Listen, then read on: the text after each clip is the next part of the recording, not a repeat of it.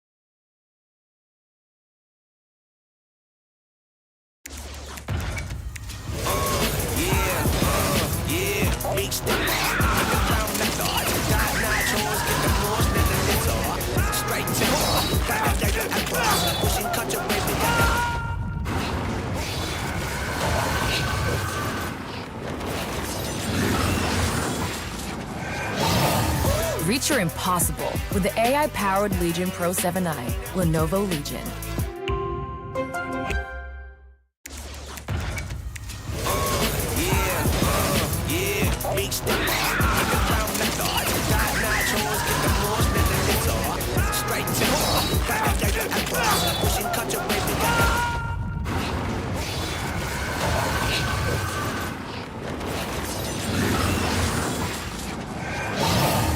Reach your impossible with the AI-powered Legion Pro 7i, Lenovo Legion.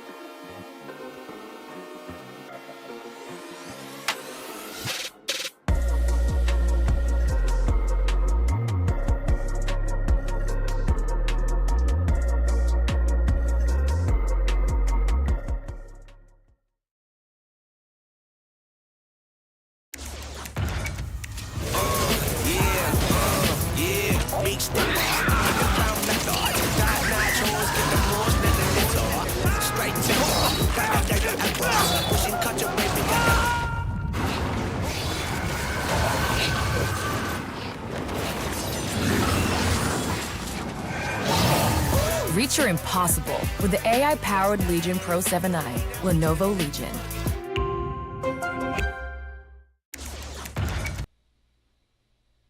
Alrighty then, ladies and gentlemen, welcome back once again to Lenovo and Intel presents India's Top Gamer featuring Mythpat. I'm your host Blackjack, back again alongside Edge as we are here today for, yet again, another Grand Finals, this time for the Valorant Swiftplay tournament. I do hope you all are doing well tonight. Edge, how you doing on this fine evening? Oh, I'm doing good. You know, it's been a while. We've been waiting for this matchup. Now here, I mean, it's little changes. You know, we'll let the audience in a bit about what the changes are. But you know, it's going to be an exciting day for sure. It's a best of 5 series, right? I mean, if it's a best of 1, we're excited. If it's a best of 3, come on, we're having a party. I mean, it's best of 5. I think we're just gonna have the best time of our lives right now, witnessing 2, you know, behemoths face off against each other. This is going to be an exciting match, and you know, I've heard a lot of people telling me it's going to be a 3-0.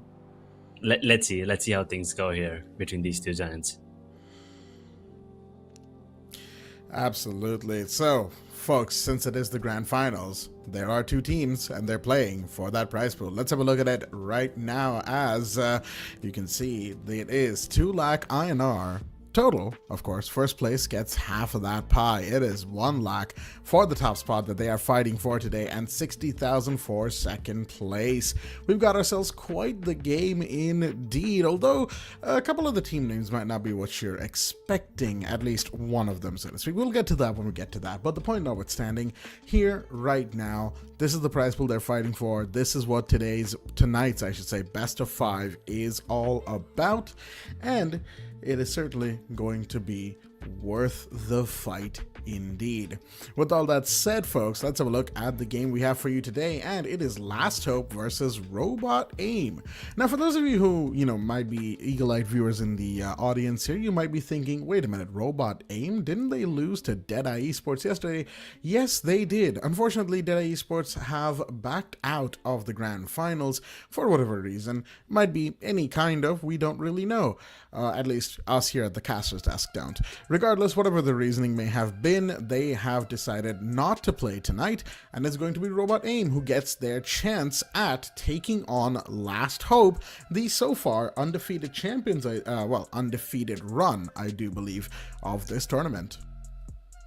Yeah, definitely. I mean, you know, maybe that's a slip of the tongue, or maybe that is just a future prediction. They could very well be the undefeated champions. They could very well be the ones, you know, to take away the entire thing, and without dropping a game as well, which is absolutely insane. You know, it's an incredible run if that actually happens. But Robot Aim, in the meanwhile, they have a chance for retribution.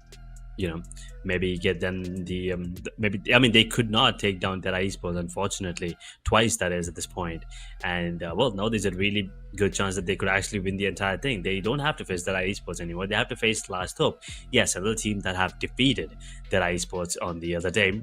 So, you know, if you, once again, we were talking about it, if you talk about the chain reaction there, just a chain theory, technically Last Hope could defeat the side of Robot Aim. I'm sorry. So, I mean, otherwise, we have seen a lot of revenge stories, and we were talking about revenge stories. This could also be a revenge story for the side of Robot Aim. If you take a look at it, they were kicked down in the lower bracket. Unfortunately, you know, by a miracle, they are still in the grand final. This is the miracle run everyone usually keeps talking about. Quite literally a miracle run if they actually make it to you know, come out on top here out of these grand finals. Yeah, absolutely. You know, imagine winning in a situation like this. I think a little bit of it will be also, some of it will be, I think, dampened by the fact that they did end up relying a little bit on the luck factor of it all. Because, yeah, I think some teams, especially I do believe that Robot Aim would have preferred to be here in the grand finals through pure skill, but sometimes that just doesn't tend to happen, right? So you just have to kind of take your wins as they come, roll with the punches, as they say. as far as Robot Aim goes, they are a good team overall. It's not that they're a bad team as well. It's just they were outclassed yesterday. And, that tends to happen in teams' life in the esports shelf, so to speak. So we'll have to see how they play against Last Hope tonight, folks, because at the end of the day, when you really look at the optics of the situation, Last Hope were the ones who beat Deadeye Esports, and Deadeye Esports were the ones who beat Robot Aim. Now, does that necessarily mean that Robot Aim won't be able to put up a fight tonight? Absolutely not. They might. We might even go all the way to map 5. Who knows?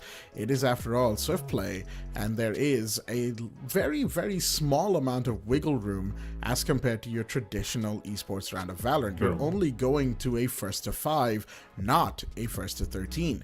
So that's already, 8 rounds that you normally would have had access to that you don't. Adaptation time is very, very less. In fact, in a lot of cases when it comes to Swiftplay, if it's a best of 3 or more, that first map just tends to be downloading your opponent and figuring out what they're up to. Definitely. I mean, the economy is something you need to keep in mind as well. I mean, the economy changes when compared to the conventional type of matches usually, and then the Swiftplay, of course. So that is something you need to, have an eye upon, and also manage it better. I mean, you don't really have to manage it as well as you do in a normal matchup, but Swiftplay as well, you need to make sure that you're on top of the game.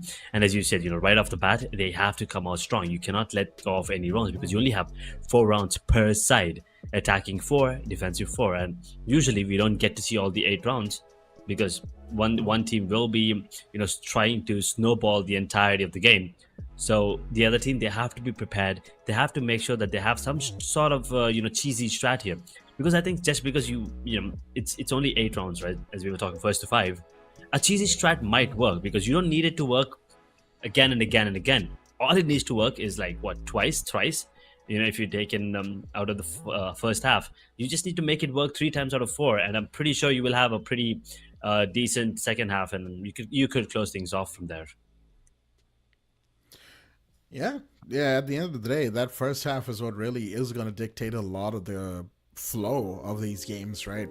Because like we said before, you don't have that much time to adapt. That first half, those first 4 rounds, that whatever happens there will determine a lot going forward, right? If it's a 2-2 equalizer, then maybe the second half might also be a 2-2 equalizer. We might have a little bit of overtime.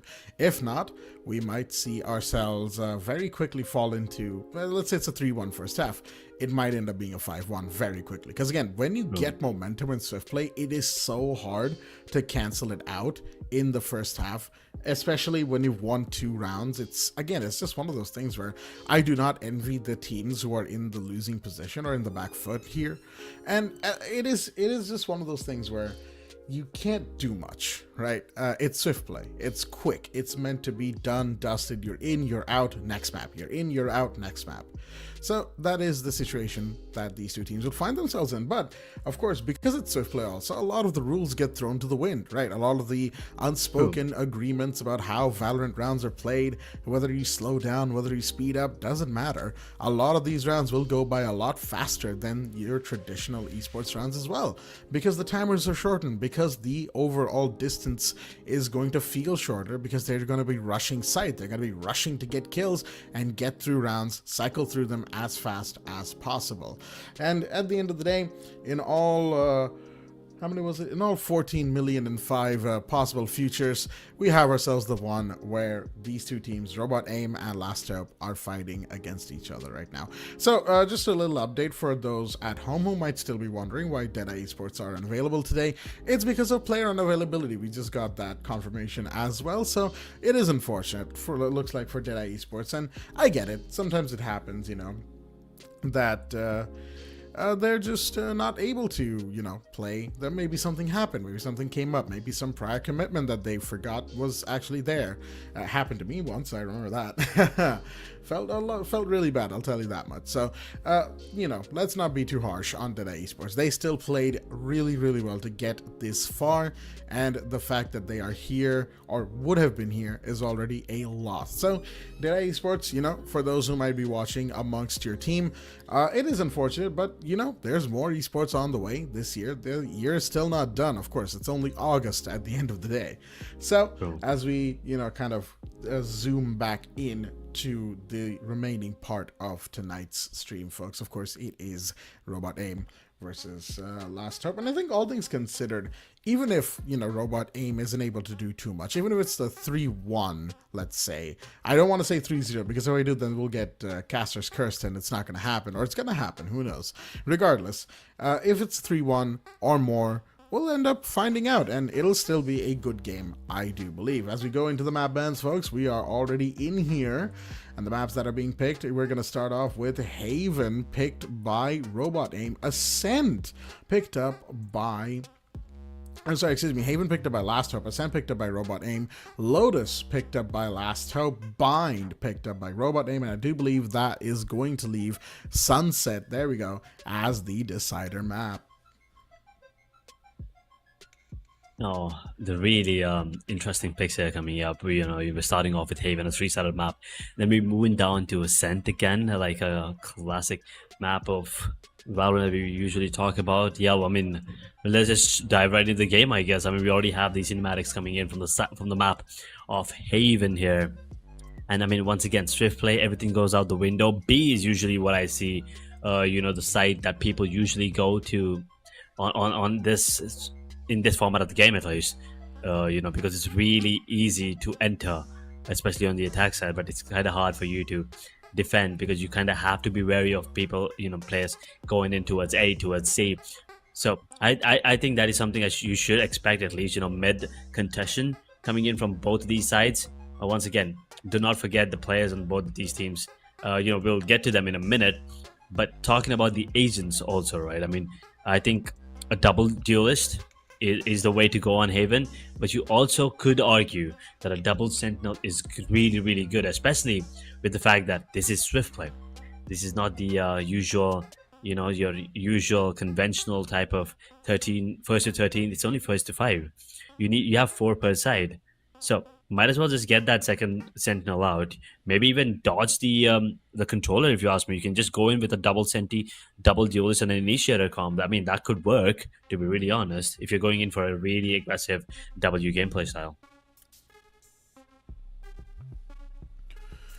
I mean, at the end of the day, Haven is still going to be played like Haven is played, right? I do believe that even in Swiftplay, we might not see too much of a difference when it comes to this particular map. But, I could be wrong. I've been wrong before. After all, format changes do beget playstyle changes as well. So a double duelist might end up coming out, or it might be one of those double sentinel or even double initiator comps. Who really knows? I certainly don't, because again, this is a game that I'm kind of coming back to. I've said this before, I believe last week, and I've had some time to catch up with it in the in the intervening days, and it's certainly a very, very fun game, I'll tell you what. Right now, we're just waiting on everything to get started. The cinematics of Haven, once again, a very, very visually pleasing map. Although I will say it does kind of fall into that little bit of the colors being a little too desaturated in some parts of the map. But although that's just more of a more personal criticism of mine. Like this part, by B, this is very colorful. I love it. But then you move over to C, where everything kind of feels a little too gray, and it's like, could have been better color coordinated, but there are maps in other games that have it way worse. So you know what? I won't give Haven that much grief over this one. Regardless, we are, of course, here for this game. And once again, this is a game that, this is a map that I think is going to be used by both teams to download each other's playstyle. They're going to figure it out. They're going to understand what the other is doing, kind of what their overall goal is. Not just for this map, but setting the tone for the entire tournament as well. I say tournament, of course, is the best of 5. This is the grand final. So setting the tone for that here and now, that's what Haven is going to really be pivotal for. And once we have a tone set, it's going to be pretty similar, I believe, in map number 2, but then map number 3 being another triple-sided map, Lotus, that's where things might end up changing again. Definitely, as I said, both of these maps are triple-sided, yes, but both of these are very, very different. I mean, you have a different kind of, game style that you need to adapt to play these maps. Right, especially with the addition of those rotating doors, those switches coming in, those breakable doors there towards the link as well, and the added height, especially with the site on C, the Heaven on B and A as well. So there's a lot going on the map of Lotus as well, but we'll talk about that in a minute. Because right now it's Haven, as you said, the colors are a bit desaturated now that I'm focusing on it, since you pointed it out. But I still think it's a pretty beautiful map to look at. It's very pleasing. But at the same time, since we were talking about the agents as well, right? We'll talk about the players as well that are going to be coming in now. Last up, they have Lavish, they have Abu, they have Zion, EMP Kiddo, Juggy, and Decroy. On the other hand, we have Amun, Arogila Flame, Gamerbleak, Hellboy, DPY, Fearless, and Newbie. Now, these players are from Robot Aim. They have shown us that they do have the potential, and with the experience, as you said, La Flame probably is the one leading them. Maybe, last time he could not actually get them towards that W. Maybe this time things are going to be different for them, and maybe they're going to be coming on top thanks to them, or thanks to the entire team. Because there is, at the end of the day, still a team's game. Coordination and synergy are going to be very important, especially when you're facing someone like the side of Last Hope. Oh, absolutely. Against Last Hope, it's going to be required to not only be coordinated, but be on top of that communications game, right? The moment you get shot at, the moment you hear a bullet fired, the moment you see a piece of utility coming from somewhere where you know for a fact that there are enemy agents, call it out. Let your teammates know, because guess what? That is exactly the way you win these rounds, right? Don't get me wrong, there's always the meme that goes around when it comes to games like Valorant and games that are similar to Valorant, like, oh, you're making a call out.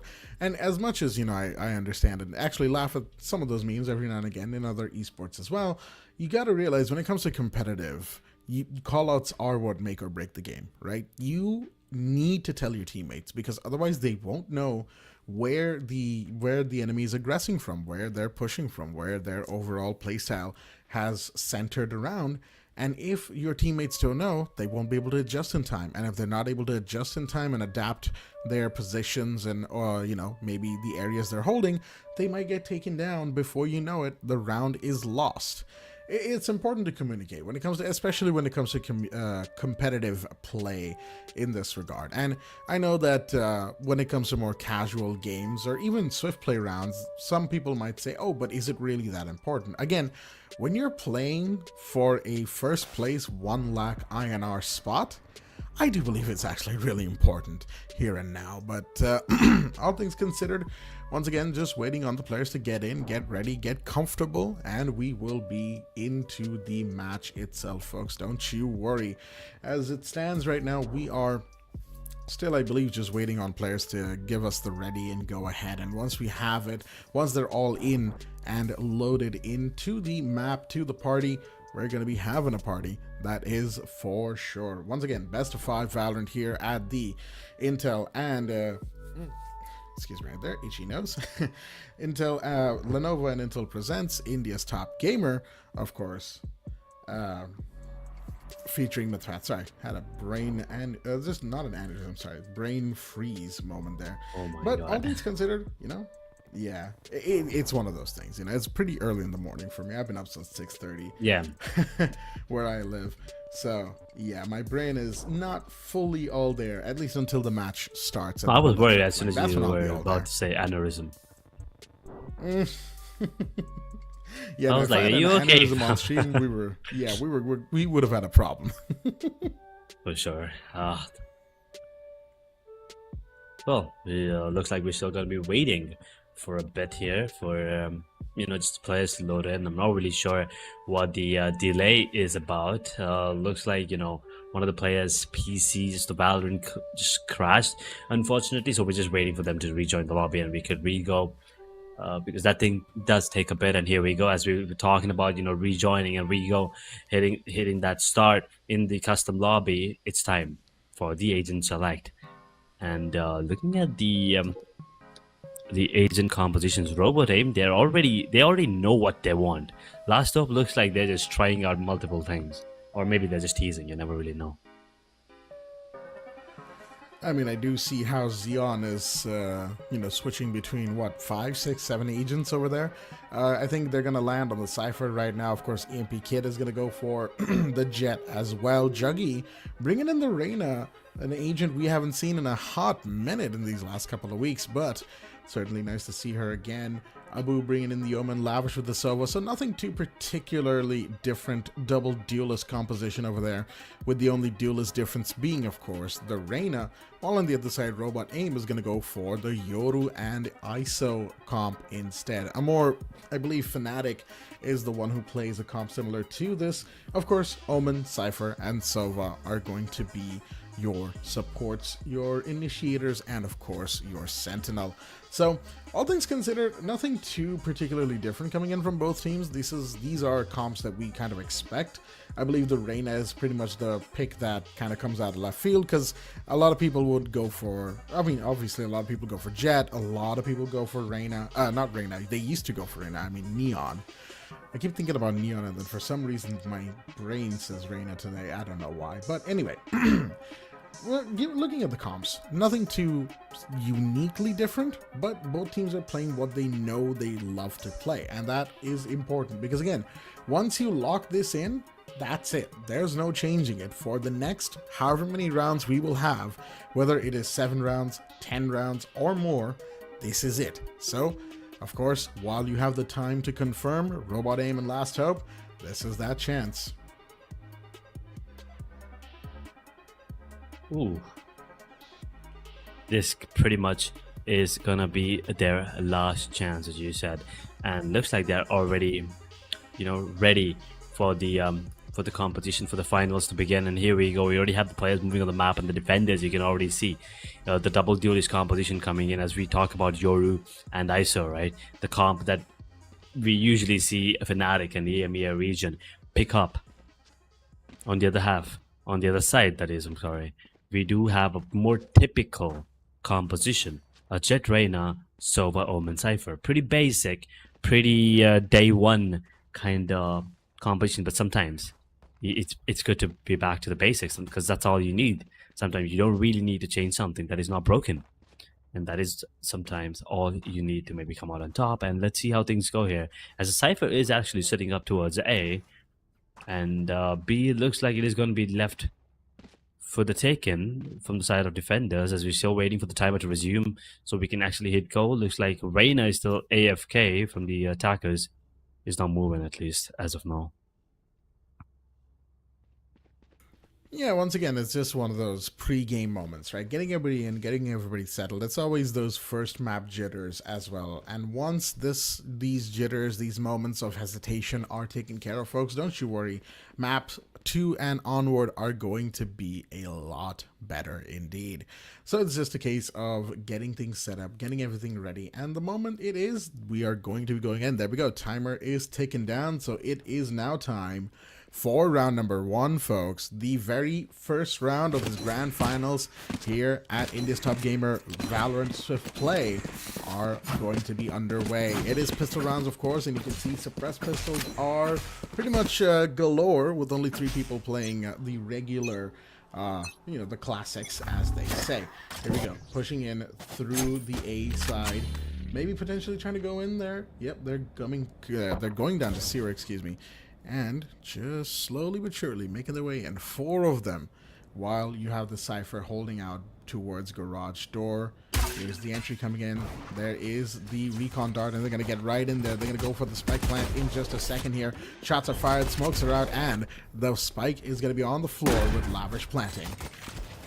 Or 5v5 retake as well. This is gonna be spectacular. I'm really looking forward to see how they actually approach this. They gave it for this side, and now they are ready for the lineups here coming in as well. And the smokes will be deployed in a sec. Here you go, the paranoia coming in. Will be missing everything. The undercut coming in, but in the meanwhile, Juggy does manage to get one. Hellboy and get one each. And Juggy with the trades immediately evens it out. He gets another one. And all of a sudden, it's still down to a 2v2 as Love Flame is now tagged a bit. DPY still surviving. He has one more smoke to work with, but the Yoru very, very low, and Abu, he will get that kill, and now the plant is not going to be coming in. I'm sorry, the defuse, that is. It's all down to Zion. 1 versus 1 is really, really low, and is tagged as well. This is over. There's nothing that he can do.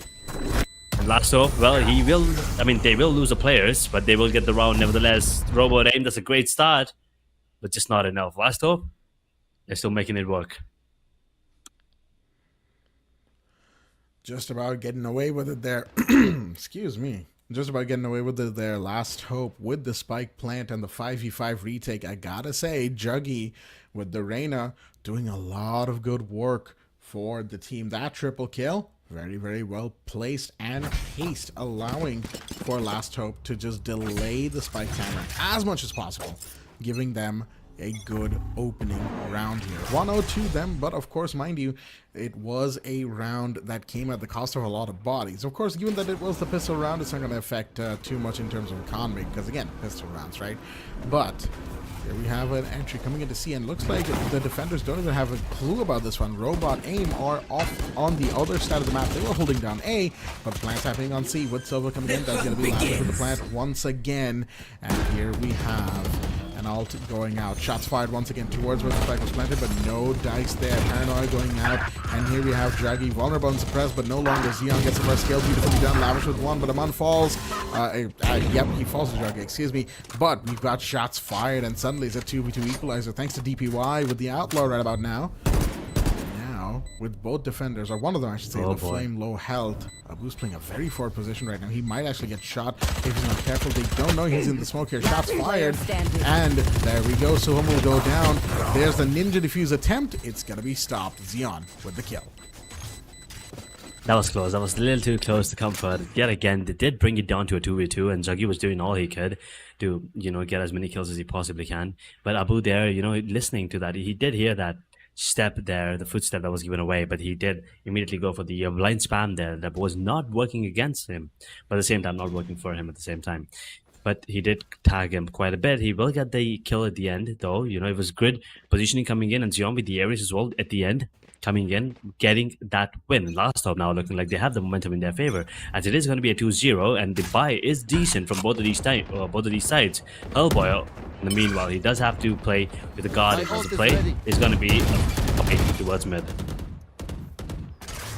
Oh, you've also got access to the Hunter's Spear, and that is going to be very important. Ooh, shock dart from Aman. It's going to find Xeon. That's a good kill to start things off. Cypher off the board. No more of those cages, and of course, the drones, or I should say the cameras, no longer available. Now that's forced a little bit of a break onto the Last Hope attack here, and you can see they're trying to pivot towards A with Lavish going down the sewer side. He might try to come up there. We have ourselves, well, whatever that was an attempt at, unfortunately got denied. So DPY using up his ult points, not going to get much out of it. Smokes out, and here we have the plant coming in as Shoham finds one Abu to fall, and we've got a couple of defenders to the sewer side who might actually be a bit of a nuisance right now. Shots are fired. It's a 3v5 situation, and you have Lavish trying to find one. He's going to get taken down. Gamer Bleak with the other. It's now all down to EMP Kid, I should say, who goes down fighting. Robot Aim will take their first round. That's a great retake coming in as well. They got that first blood, they got that kill onto the Cypher there, so they didn't really have anyone to cover for that flank, and that I think they used that to perfection here at the side of Robot, and that's exactly what they need to do. And we were talking about this, right? What happens if it's a 2-2? We can have an equalizer, and then we could go get another equalizer. So then we will definitely have an end game, a sudden death, if you may, or an OT, you can call it. It's just one round though, so it's a different OT when compared to the conventional one. In the meanwhile, the Flames actually picking up the operator coming into play, but as you said, there are a couple of ultimates that they could actually use, and by that I mean the Hunter's Fury, which could be very, very crucial. Ooh. Juggy doesn't miss, does he? Juggy. Oh, no, he doesn't. Absolutely not. Beautiful shot to find Aman, but wait a minute. There's an operator sitting in the sewer right now. La Flame is going to try and push up right now towards the lobby side. Does he know? No, he doesn't. Juggy gets the second. That's huge, and we have the neural theft coming in from Xeon. That's positions revealed. That's going to force Hellboy off of the heaven area as well. And guess what?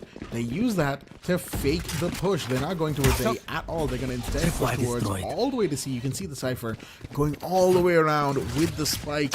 And Xeon He's just going to get a free walk into sight any second now with Robot Aim. None the wiser. They are forced to reposition. They are now going to have to do a 3v5 site retake, which is definitely not where you want to be. The plant itself isn't even in a default position, and all they can do is hope that Hellboy and Gamerbly can get a couple of kills here. If they do, they can get access to their ult and maybe push up from there. Gamerbly does get one, and that's coming in, but oh my, what? Okay, that was clean and hot at the same time. Switching sides. Wow, that was still good. That was good. That was clean. We need to, yeah, we need to have a replay. There you go. Boom, boom. Juggy, just precision. That is just pure precision. Insane gameplay coming in from him, and that's 3-1 now. You know, last hope. That round was all him, by the way. He's 8-3 right now, but those 4 kills in the previous round, it was very crucial. Great initiation, great carry forward as well, and a great mid-round call as well to rotate back to C as they got the information with the neural taps. But before they could even get the information, right? Reyna was already towards garage. He was already on the run, so he made a call by himself that I'm gonna go garage. I don't give a damn what you're doing on there, because once again he's Reyna. They could do that. You can see they're contesting mid here on the defensive half. But there's no one on towards B. He gets spotted. A lot of players get spotted, actually, as a matter of fact. A great flash coming into play, but smoke will not be deployed. Oh, there's actually the smoke. The flash is not deployed, I'm sorry. Here we have the full fallen into the site as Ahmad is going to get the plant down. Of course, it is the second half, so Robot Aim are now on the attack. And you can see that Last Hope, they have to quickly reconvene here. They're trying to figure something out. Maybe enter from the long, and that could be huge right now. But I do believe the Cypher should have some sort of trip right here. No, not quite. Shots fired. Beautiful one from Aman. He's going to get the first one, and that's Juggy off the board. Beautiful kill, but EMP Kiddo comes in. Zion Abu with a few bodies of their own, but Shubham, excuse me, and Gamerbly try back. Beautiful shot right there from Shubham to find Kiddo. But does he know? Does he know? Lavish is holding this. He's holding this. There's no way he gets away. Shut it. Shut the front door. Shut the freaking door. Nah, I'm out. I'm out. I can't take this. I don't even know if I should call what nerves of steel. No, I don't even know. Is he ice cold? What is this? How do you stick it? Oh no, that is not just sticking the spike. That's sticking it to them in the face. Lavish. That is just too good. Okay, I mean, you gotta admit it's a bit of luck involved as well, but that was a great movement. You cannot replicate it again. Yeah, no, you can't script that, no matter how much you try. Exactly. With the ninja defuse. And here we have the entry coming in once again towards the garage. We've got the ISO with the double tap. Wall is already in here, but it doesn't matter. Oh boy. The 50-round drum mag. Abu with 2. He's looking for more. He's going to push in. He's going to get the third. Zion gets DPY, and Gamer Bleak now the last one standing. He's got barely anything going on. They're going to push him hard. They're going to push him down. And Last Hope will be the ones to take map number 1. Beautifully done. And of course, as we said before, this is the first map. This is where the time you take to download your opponents, to figure out what they're doing. And guess what? Last Hope, that download is complete. Downloaded and deleted as well. The side of Robot Aim. They just... Yeah, I think the icing on top was the diffuse coming in from Lavish. That was just too good. That round is gonna be stuck with me for a bit, because we all thought that maybe Suwon was actually going to make a play with that TP there coming in, especially. But then Lavish was like, I don't give a damn. I'm not letting off this spike, and well, he stuck it, and the entire team stick it to the faces. The side of Robot Aim and Last Hope.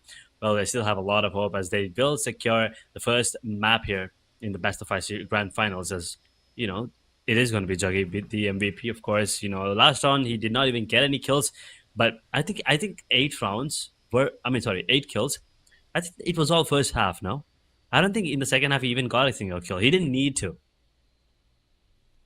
Actually, yeah. Now that I think about it, yeah. Second half, I don't think Juggy actually did a whole lot. He got shut down pretty quickly in the very first round of the second half, round 5, right? Juggy was one of the first ones to fall.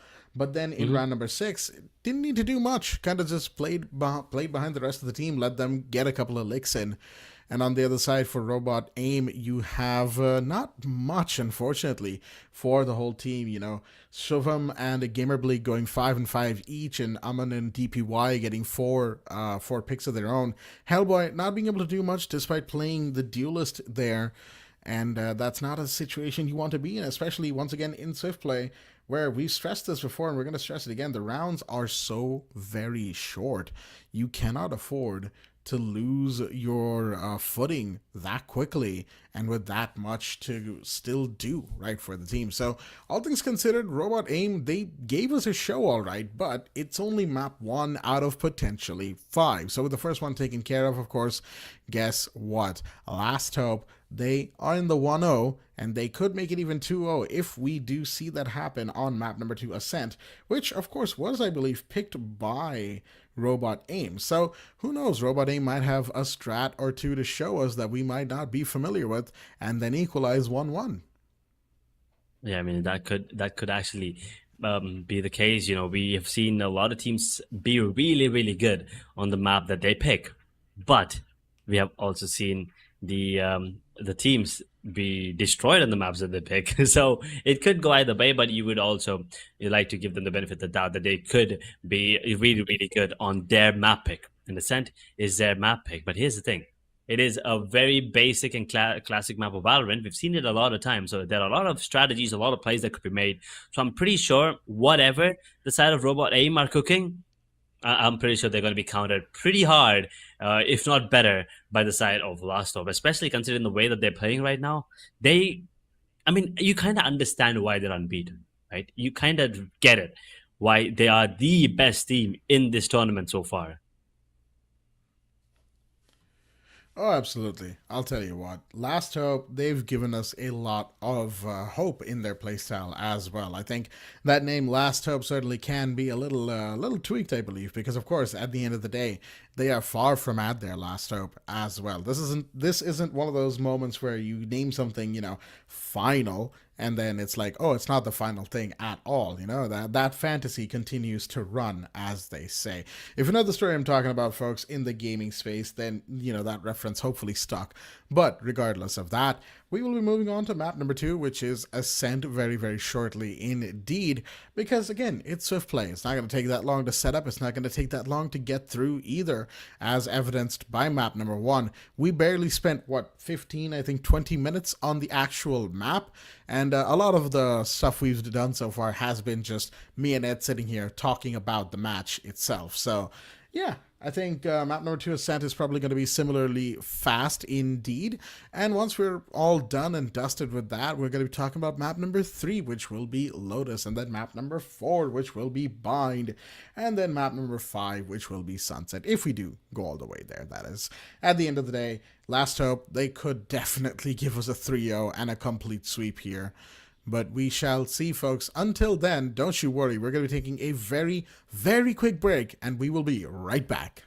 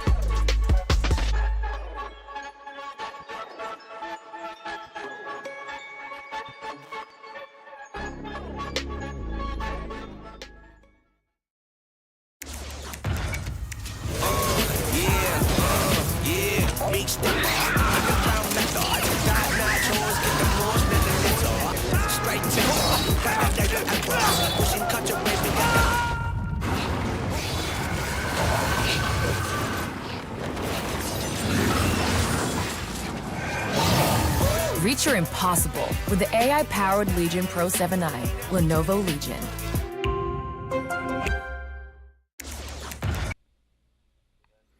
Alrighty then, ladies and gentlemen, welcome back once again to the Lenovo and Intel Presents India's Top Gamer featuring Mythpat. I'm your host back again, Blackjack, and joining me once again is Edge, as we are here for map number 2 of the grand finals of the Valorant Swiftplay tournament. That is right, we're already done with map number 1, and for those who are following along, it was a 5-1 very clean game for Last Hope against Robot Aim.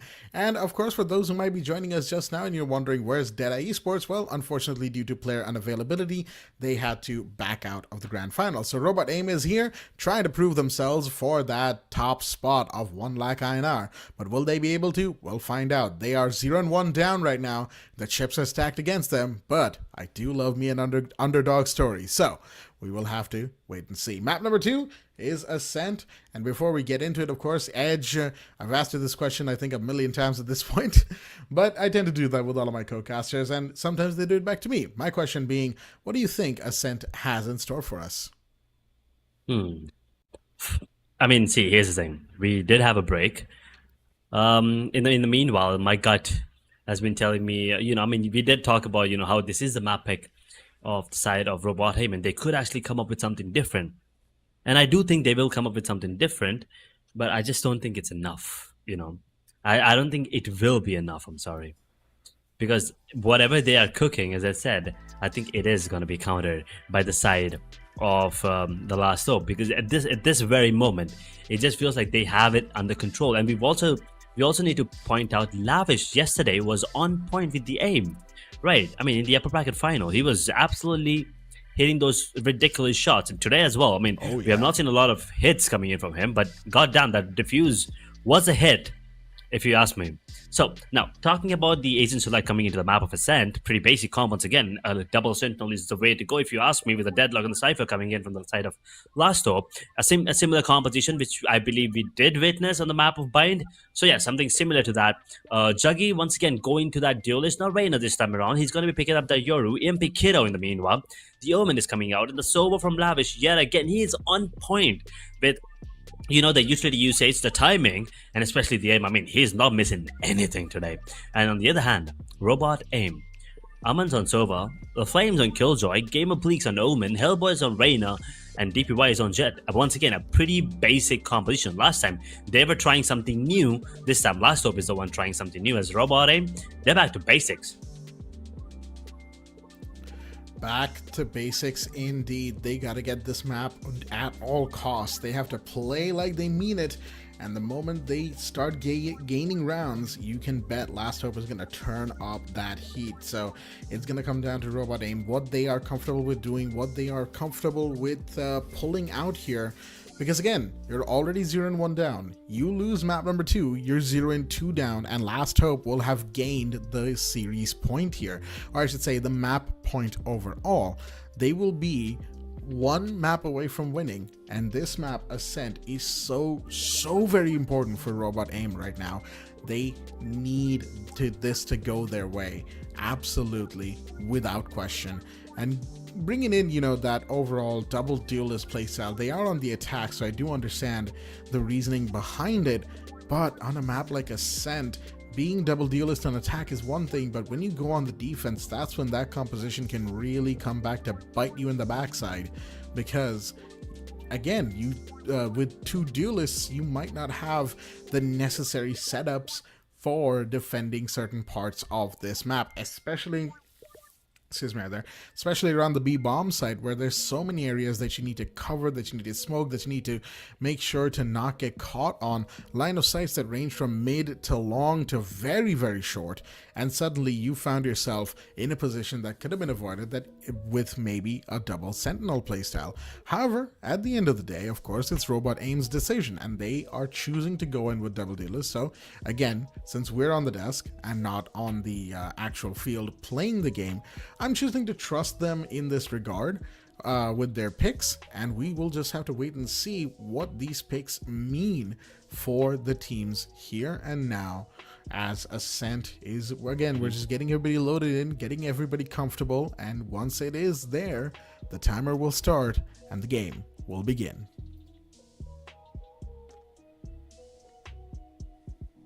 That is true. You know, we just want to be waiting for the players to jump in, and I'm pretty sure we have a banger of a match coming up front for sure. The double sentinel versus the double duelist, it could go either way, especially since you have Jet, right, and Reyna, of course, coming in. So you get that kill. Those trips and those sonic sensors, they don't mean anything once you can. You get a kill and you can dismiss right through them with ease, and also the barrier mesh means nothing. So that is something that, you know, Reyna could actually take in their favor. But let's see how things go right now. Robot Aim, they are mapped down. They need to make sure that they get this one and equalize it and bring it down back to a best of 3 for them. They want to make sure that this thing at least goes to bind. At least. 4th map, that is. If not the Decider Sunset. But at least take it to 4. Let's not go down in a 0-3 fashion. And for that to happen, for them to have a fighting chance, they need this map. Because going down 0-2 and then making a run for the reverse sweep is not going to be an easy task, especially against a side like Last Hope. Yeah, that's the other thing, right? That if you go down 0-2, you are in a position where you need to make a reverse sweep, and the pressure of that is so immense when you really think about it. Because guess what? That reverse sweep, it's never easy to do. You need to win 3 maps without dropping a single one, and preferably without going to overtime and exhausting what little stamina you have left. On top of that, you have to then make sure that each map not only goes your way, but it goes your way in a way such that your opponent is losing steam, their mental game gets hurt.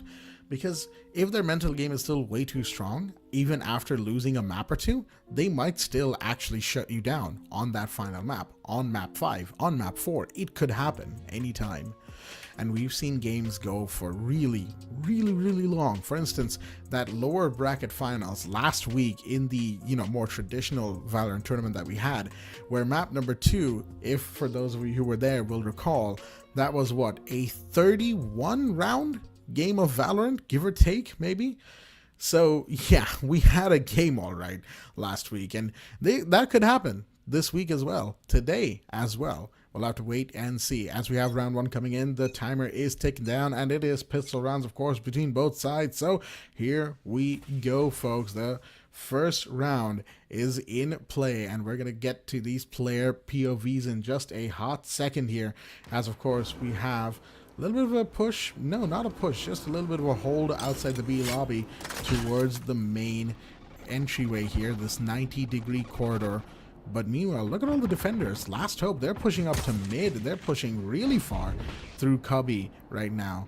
But the recon darts and the shock darts coming in are going to stop them from doing that, as they are on the defense. Need to be careful about this. Abu with a hard shot, beautifully done, but goes down to DPY on the other side, who's been flashed right now. Shots are fired, and he's going to go down to Lavish coming in, who's going to fall to Gamer Bleak. Shots are fired left and right. It's a 3v3 situation, but Gamer Bleak is low at the moment.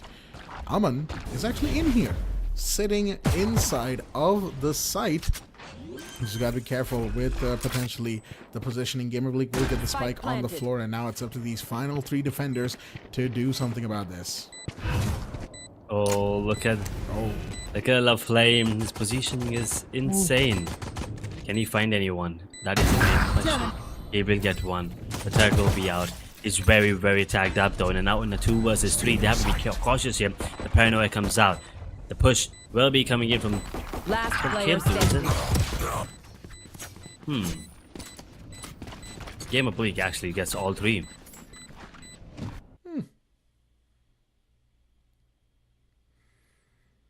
And just like that, the first round's gone. Yet again in the favor of Robot Aim, if I'm not wrong. Yep. Robot Aim on the attack have taken their first round, and again, this is a good sign from them. Like I said before, right, the double duelist will probably favor them during the attack rounds, but it's going to be on the second half that it's really going to be make or break for them, especially when it comes to the compositions and how they play it, or decide to play it, I should say. Last Hope losing that first round isn't going to bother them too much, I believe, because again, it is Swiftplay. The first round is pretty much 50-50, especially given that both teams start on almost equal footing. Once again, shots are about to be fired. We have ourselves shock darts coming out. We have the first peaks coming in. Hellboy is about to maybe push in right now with Reina, not quite, and that's going to be a paranoia coming in. No, that's actually a smoke going out from the Omen. He's just holding this down. MP Kid is making sure to not give away his position, but position is given away on Gamer Bleak. He's got Yoru here to support him. Two people holding down the hallway by the cubby, the entry I should say. Meanwhile, Lavish, he's got Shogun right next to him. Does he know? Yes, he does. Shotgun goes out. They're going to force him back. Juggy gets one, gets taken out by Gamer Bleak on the other side. One body for a body as the trades are in. Shots about to fire. Kid, he sees one, but beautifully done as Amanda and Shubham get two big kills right now. Zion and Kiddo fall, and now it's all down to these final two defenders. Abu is here on the overhang. Lavish, he's gonna find one, and that's Shubham with the board. Beautifully done. He's got enough help to go for another peek right now.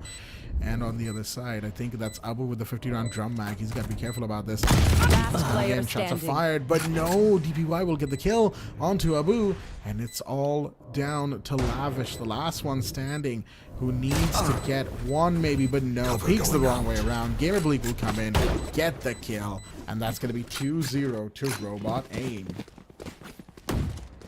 This time they make sure that they don't lose the second one. They usually tend to lose those anti-ecos coming in, but this time around that's not going to be the case as Robot Aim. They get the second one, but the buy is still going to be pretty decent on the side of Last Hope. But at the same time, is that an operator being pulled out by LaFlame?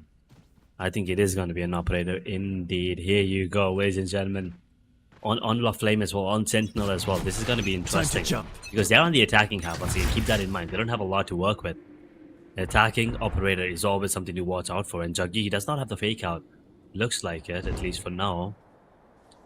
But he's in a good position there coming in. The three attackers on towards B.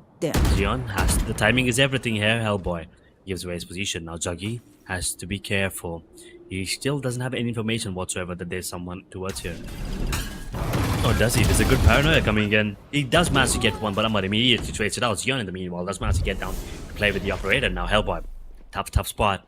Can he get one? Even if he gets one, that's good enough. He's looking in the right direction at the right time, but the MP Kiddo just better with the aim. One enemy remaining. Good shots right there from MP Kiddo coming in to cover Lavish, who did manage to get, I believe that was the enemy Omen there. So we do have a round going out in favor of Last Hope. They bring it around for themselves, put themselves on the board for map number 2 here, and of course if they're able to do one more of that, then they will be really turning up the heat in this particular map.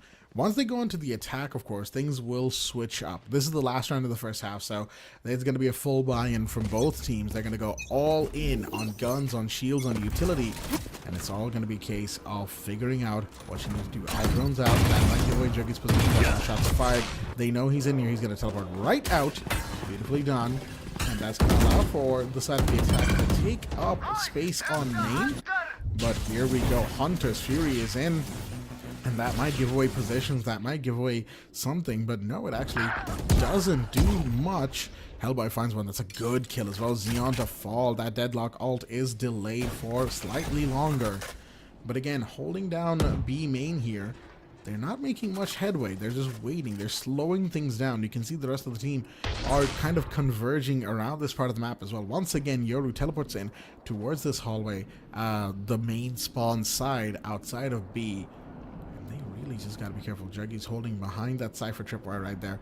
And I think they're expecting potentially a push out towards the 3 of the remaining defenders have all decided to move out. And the moment they get that call out, there we have the Fallen. Here's the attackers, Hunter's Fury coming in from Robot Aim, and they have fallen all the way into the site, deep in here right now. As we have Hellboy planting, shots are about to be fired, spikes on the floor, and this retake is so very difficult. Abu is in here right by the shops here, but no, Aman gets one. Abu with a beautiful kill, can he get one more? He's 31 HP, he's gonna get taken down. 3 to Hellboy, and Lavish finds him on the other side. He's the last one standing. He gets one, but that's all he'll get. As Robot Aim make it 3-1 in the first half. That was a great round coming in from the side of Robot Aim once again. You have to give it to the, the Reina last time it was Juggy. This time around it is Hellboy. And looks like he's making, he's making sure that they get the entries every single time. I mean, yes, he only has 3 kills, but they were very important 3 kills coming in. He's getting the big ones. He's getting the entries. He's getting the first ones. Robot aim with 3-1 right now. They have a really good chance to maybe take us into that BO3 situation with closing out this game now. They just need one more before they take us into that match point. Remember, but this is the side switch now happening. Robot aim are on the defensive half. And last hope, with double Sentinel, they did not manage to, get the scoreline that they wanted. But Robot aim at the same time. This is a double duty setup on defensive. Let's see how this one goes. No escape. We have an aggressive coming in towards that cubby on A. Shots are about to be fired, and so many shots are fired. Shubham with 2. That's huge right now. Juggy and Xeon going down. And once again with the paranoia, I should say, out. Gamerbleak is just holding this down as best they can. EMP Kid, the only one around this part of the map. His teammates nowhere near to be seen right now. He's got 91 health. Shots are fired. They know he's going to the boxes. They're really pushing him.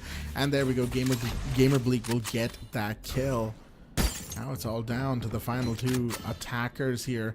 Last hope losing bodies, but they've got confirmation that A is mostly clear. They're going to go all the way in. They're going to go for the plant. It's going to be a site retake potentially for these attackers. There you go. Plant is happening, and that's going to allow the sound cue and the time to push. Oh dear me, Hellboy catches Lavish on the jump up onto boxes, and it's now all down to Abu. He's trying to get one. He's not going to be able to shoot him with the third, and that's Gamerbleak with the defusal coming in.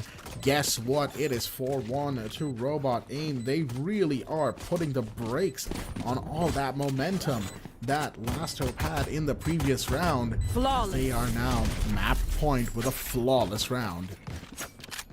Brilliant pistol round strategy there coming in. I think a minor misplay by the side of Last Hope as well. In the meanwhile, the side of Robot Aim, they just feel, their gameplay right now is a lot more systematic when compared to the side of Last Hope. They just are gone, they just look baffled here, the side of Last Hope.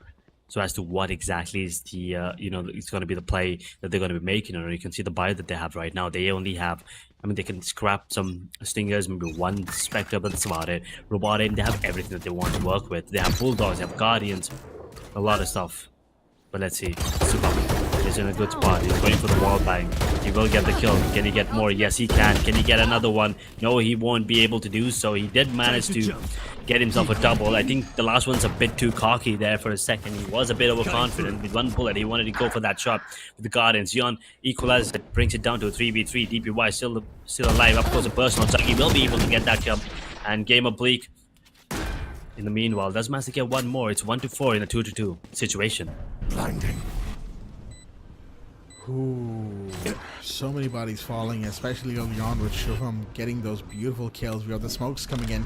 That's going to allow for just blocking line of sights, creating a little bit of space, but they both know that the market side is where these defenders are potentially going to be pushing Standing from. ahead.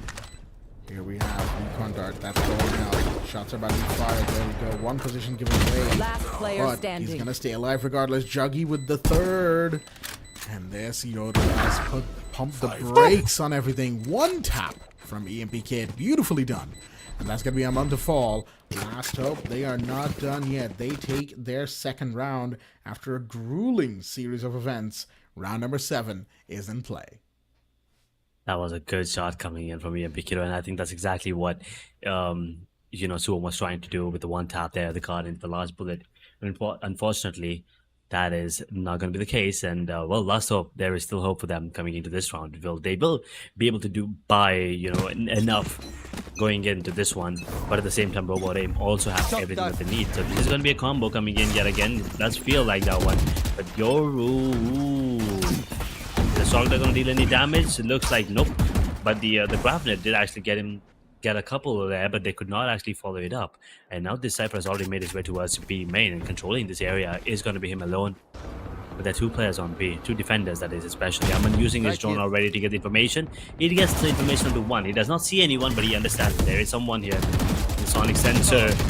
That's a great sonic sensor, but Aman still manages to get 1 before surviving, and they're pushing. Paranoia is good, but Hellboy is not blinded whatsoever. The spike now out in the open.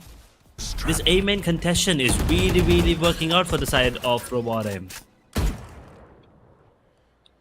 Absolutely, and you see the situational awareness from them too, because they decided to go for the recon bolt the moment that the owner was hitting, just to know if he's trying to pick up that diffuser, that spike I should say. And guess what? Completely denied. EMP Kid and Juggy, the last one standing, and 30 seconds left. Coming in. He knows where one is. He's gonna get that kill. God. Done.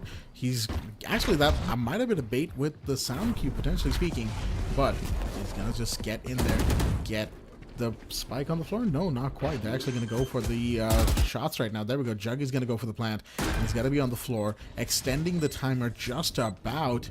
And now it's a retake situation, but it's also a 2v4. They need to pull something out of the hat right now, as we have EMP Kids, shots fired, and there you go. Both attackers are going to fall. Hellboy and Amon coming in. Amon with the triple kill. And that, folks, is going to be the 5-2 You failed. Robot Aim, who Defenders equalize win. the map situation and take us to map 3 with a 1-1 scoreline. Yeah, that's the most important thing. You know, we were going to map 3 regardless, but now it's a 1-1 situation. There is still a lot of hope for the side of Robot Aim coming in, and well, maybe I should take my words back. You know, thinking about how Last Hope could actually destroy them. Well, looks like Ascent, as you said, you know, Robot Aim had something up their sleeve, and it was absolutely beautiful to watch. And once again, keep in mind, on Haven, it was a basic composition that came out on top. On Ascent, once again, it is a basic composition, you know, basic agent comp. And I think that's something everyone needs to understand. Sometimes you don't need to overcomplicate stuff in life, you know. All you need to do is just go with the flow, a basic stuff. If you know your basics, if you know your roots, that's good enough for you to be on top of the world. And if you take a look at the scoreboard, that's exactly what they tell you. I mean, Zion did good. Abu could have done better, if you ask me. EMP Kiddo and Lavish, I'm pretty sure that's not the scoreline they were expecting. They were expecting more kills for sure coming in from them. But on the other side, you could see Hellboy and DPY. The duelists are at the bottom. But regardless, everyone else did step up. At the same time, duelists were doing their job, right? There was a hierarchy of how you should enter into those sites. It was just Jet, obviously, entering first. It was him just dashing in. It doesn't matter, does he get the kill, does he just, you know, go in and die? He could be a distraction for all you know. He was the one always going in first. There was no one else, you know, not following that hierarchy, that specific order of players that they have to go in. I really love it. I mean, as long as Jet was alive, he was the first one going in every single time, regardless if he gets the kill or not. You know, regardless of what weapon as well, what round, he was just doing that, you know, Jet things, and it was just brilliant to watch. And I think that is just something, I think, as I said, you know, back to basics. I think they have their basics right now, and I think Robot Aim, Last Hope, I think they better be ready, because I think there's some, you know, there's a twist in the tail here for them, especially for Robot Aim. Oh, absolutely. Oh, absolutely. I 100% agree on that front. There might be a twist in the tail. There might be a fight coming in from Robot Aim right here and now. We saw the reason why they picked Ascent is because they absolutely know that map top to bottom and how to play and adjust even in Swift play. Well done to RA, or Robot Aim, as they have pushed themselves onto that 1-1 scoreline, equalizing against Last Hope, taking a map off of them here and now, which is very, very good and very important as well, because guess what? Given that they've taken this first map off of Last Hope, that means that Last Hope no longer is going to be as confident. Their mental game will be slightly shaken because of all the times to lose a map. You lose it in the grand finals, then I'll tell you what, it is not a good mindset to be in. So right now, Last Hope, they need to be careful about this. They cannot afford to lose any more games, or at least they cannot afford to lose another map, because if they do, all momentum will be forfeit, and potentially even the chances of winning that 1 lakh INR for top spot. But of course, we'll have to just wait and see what it's going to be on map number 3, Lotus, which will come out in just a moment here, folks. Don't you worry. As Lotus, once again, triple site situation picked up once again by the side of Last Hope. So we have ourselves quite the game, and who knows, this one might even be an even closer map than the first two have been so far. And now that I look back at the stats, this is the first map that the side of Last Hope have, actually dropped in the entirety of the tournament, which is just insane. They have not dropped a single map up until now, like, throughout the group stages and the playoff stages as well. They have not dropped a single map, and finally it looks like Robot Aim, oh boy, they have put the screws to them for sure. That's the first map. That itself is, I don't want to call it an achievement, but kind of sort of is, especially in this, at least in this tournament, because you're the only one that actually made the unbreakable or the undefeated team actually lose a map. So that could be the beginning of the end for the side of Last Hope if they don't come back stronger, if they don't bounce back in this next map for sure. Because Robot Aim, now they have the confidence. They are in the driving seat. They have the momentum. They definitely have the potential and the skill to take them down. And Last Hope, well, they just gotta make sure that this is not their last hope, and hopefully it doesn't turn out to be. We will anyway we'll be moving on to the next one, and then Lotus, that is, and then the Bind. So Bind is also confirmed now. Will we be looking at Sunset?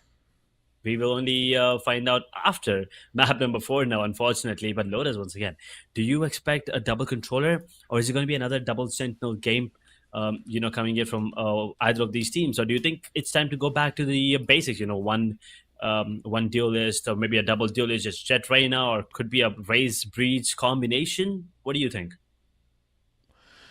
I'm going to be honest with you. I might actually end up favoring that double duelist comp, given the way it's going right now, given how it worked out for Robot Aim.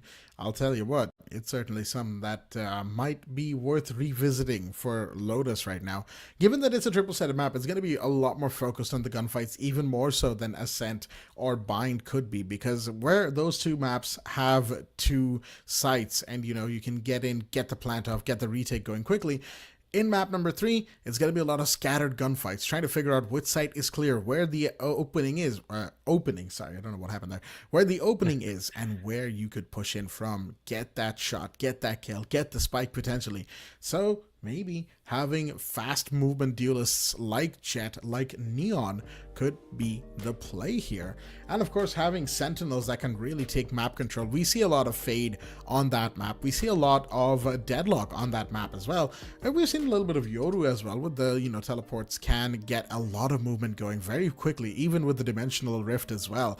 So we've certainly got a good case for double duelists, but I would say double Sentinels is also potentially possible. We'll have to just wait and see once we get into the map in a couple of minutes here, folks. But yeah, that is pretty much what I think is going to happen on map number 3, Lotus.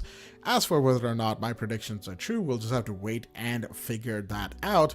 On the other side, well, we'll just have to see. There we go, cinematics of the map coming in, and I've said this before, I'll say it again. Lotus, I'll tell you what, it's a really, really pretty map, all things considered. The overall level of attention to detail and aesthetics, and again, color separation between the different parts of the map. I mean, sure, some people could criticize that there's varied elements of pink all over the place in terms of your color usage, but hey, that just makes it better, I would say, because the map is predominantly very green and rocky, kind of grayish, right?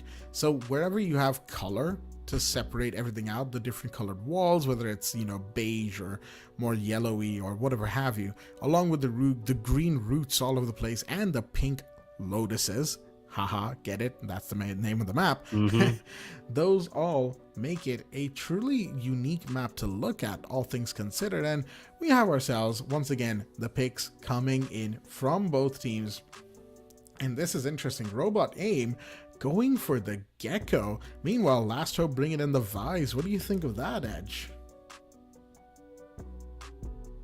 I mean, I love the vibe coming in, of course. I love the entire vibe of the side of Robot Aim. As I said, the Breach Raze combination. I mean, you could also combine that with the Fade now coming in. So this combination is a bit more basic, and it's something that we've seen a lot. The double duelist is something that you usually go for, but not on the map of Lotus, right? Lotus is that map where Raze excels. It's one of those. It's similar to Bind. It's Raze's map. It's if you are a good Raze, you will definitely opt to go for it to go, you know, as a duelist, as a main duelist, especially if you want to combine it with someone else, works. But even so, though, she could take the pressure on herself, of course. And Game of Bleak, getting that cipher out is going to be decent as well. You know, you could go for the lurks, and you could actually make sure that the one side is blocked for sure. Omen, once again, pretty basic. Now talking about Last Hope, right? This double sentinel again, I like it. I'll tell you, I absolutely love Vice on loaders. Do I like Deadlock? Not really, but combine that with Vice could actually be something unique. You know, especially with the Razor Wine, and combine that with the Razor's Nade, Sonic Sensor, and the Razor's Nade, and also the Raze and Fade combo. So yet again, there's a lot of combinations. There's a lot of wombo combos that either of these teams could go for. So talking about, you know, who might be the one coming out on top, can't really tell, because once again, it all comes down to the aim, the game plan, the execution, a bit of luck, of course, and also what kind. I mean, in the heat of the moment, like, what decisions are you making, right? I mean, you see two players in front of you. Who do you kill? You have one smoke. Where do you deploy it? You have three sites. Which one do you pick? There's a lot of questions that actually go on in the player's head in the heat of the moment. That mindset, you need to make sure that you come. And right now, as we're talking about it, best of 5, well, it's down to a best of 3 right now, pretty much equalized. So the last 2 maps, they don't really matter anymore. Like, we don't really need to talk about it. And these teams, well, they need to forget about it. Pretty much. Given the situation right now we find ourselves in, it is a best of 3 situation, right? There's only 2 more maps to win for either side, regardless of how you look at it. So they have to play it like it's a best of 3. Forget what happened before. Forget map 1 and 2. They no longer exist in your memory. And that is how they should be playing it from here on out. Timer's ticking down, and we're going to go right into round number 1 here. Pistol rounds, of course, for both sides. So it's going to be a lot of clickety-clackety and a lot of point-and-click adventures happening between both teams, as we have the initial positions being taken around that rotating door. And looks like the side of Last Hope, they want to aggress towards C, potentially speaking. Of course, you have the Cypher. He's kind of holding that down. He's going to get support coming in from his teammate right now as the shots are being fired all over the place. They really want to find where that Cypher is sitting and get him off the board. And there we go. We have the Gravnet coming in. That did actually find him, but guess what? They're going to fake it. They're going to go all the way around, potentially towards A, because Xeon with the Vise has already breached the site. He's in here. Cover going out. That is to say, Xeon, the player, is in here. And there we go. That's going to be the first kill coming in for them. And maybe one more, potentially. As Aman falls, of course, we have Lavish going for the play right now. The plant is in. And that is now a retake situation. 4v5, and Last Hope have certainly put the pressure on indeed. Beautifully fake entry coming in. Shots fired, and it's going to be Hellboy with the first one. Grenades coming out. So much happening. And there we go. Juggy's going to find Hellboy with the use of those charges. And we have more shots being fired. But guess what? Gamerblue gets one. Lavish and Kiddo come around. Kiddo with the final 2. Who's going to get those kills. Last Hope are now with the first round, winning and putting themselves on the board. They want it. They desperately want it, and you can see, you know, that Weiss taking his time, making sure that they get the information onto A before actually going in towards the side, and they made sure that they show their presence on C. They have 4 players, and this is exactly what you can do if you have 2 lurkers. 2 sentinels. You could actually use the Wise to go for that lurk, or Deadlock, as a matter of fact. Anyone. Both of these are very, very good lurkers there on the map. And it looks like the play is going to be towards A. And it is the fast push coming in. A great combo. But I think the paint shell was a bit off. EMP Kiddo. Come on, Kiddo. You could have gotten more. The paranoia is decent. You will get that kill. And the last one standing is going to be Hellboy towards Rubble, that is, of course. And Kiddo, well, we were talking about how he could get more. Well, he did get more. He got 3. Game of Bleak now in a 1v3 with Stinger. He could actually take down Chucky and Kiddo. Both of them are really, really low. Xeon's the only one with 4 points of top, and he's the only kind of real tackle that he needs to worry about. And the Razor One is going to be delaying the push as of now with Game of Bleak. Will he be expecting 1 shot? 65 tagged. Xeon is in the case. He's making sure that Cypher knows.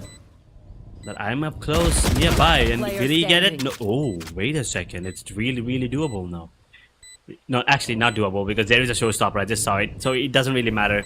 The showstopper could come out, maybe even the cheeky angle from Juggy, so he doesn't even need to invest that showstopper.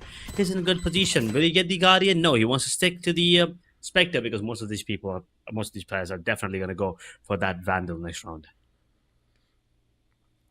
Oh, absolutely. I'd imagine both teams are going to have a pretty good economy overall going into the next round. Of course, you know, the losing the round will slightly affect it, but not a whole lot. You can see they can go for full buys pretty comfortably, all things considered. But if they do lose this round, then that is going to hurt. So this round is very important for Robot Aim right now, as they are 0-2 down. Then they're getting aggressed upon pretty hard so far. We have ourselves looking at the minimap right now, an entry potentially on towards C, as they've got themselves on the little mound over there.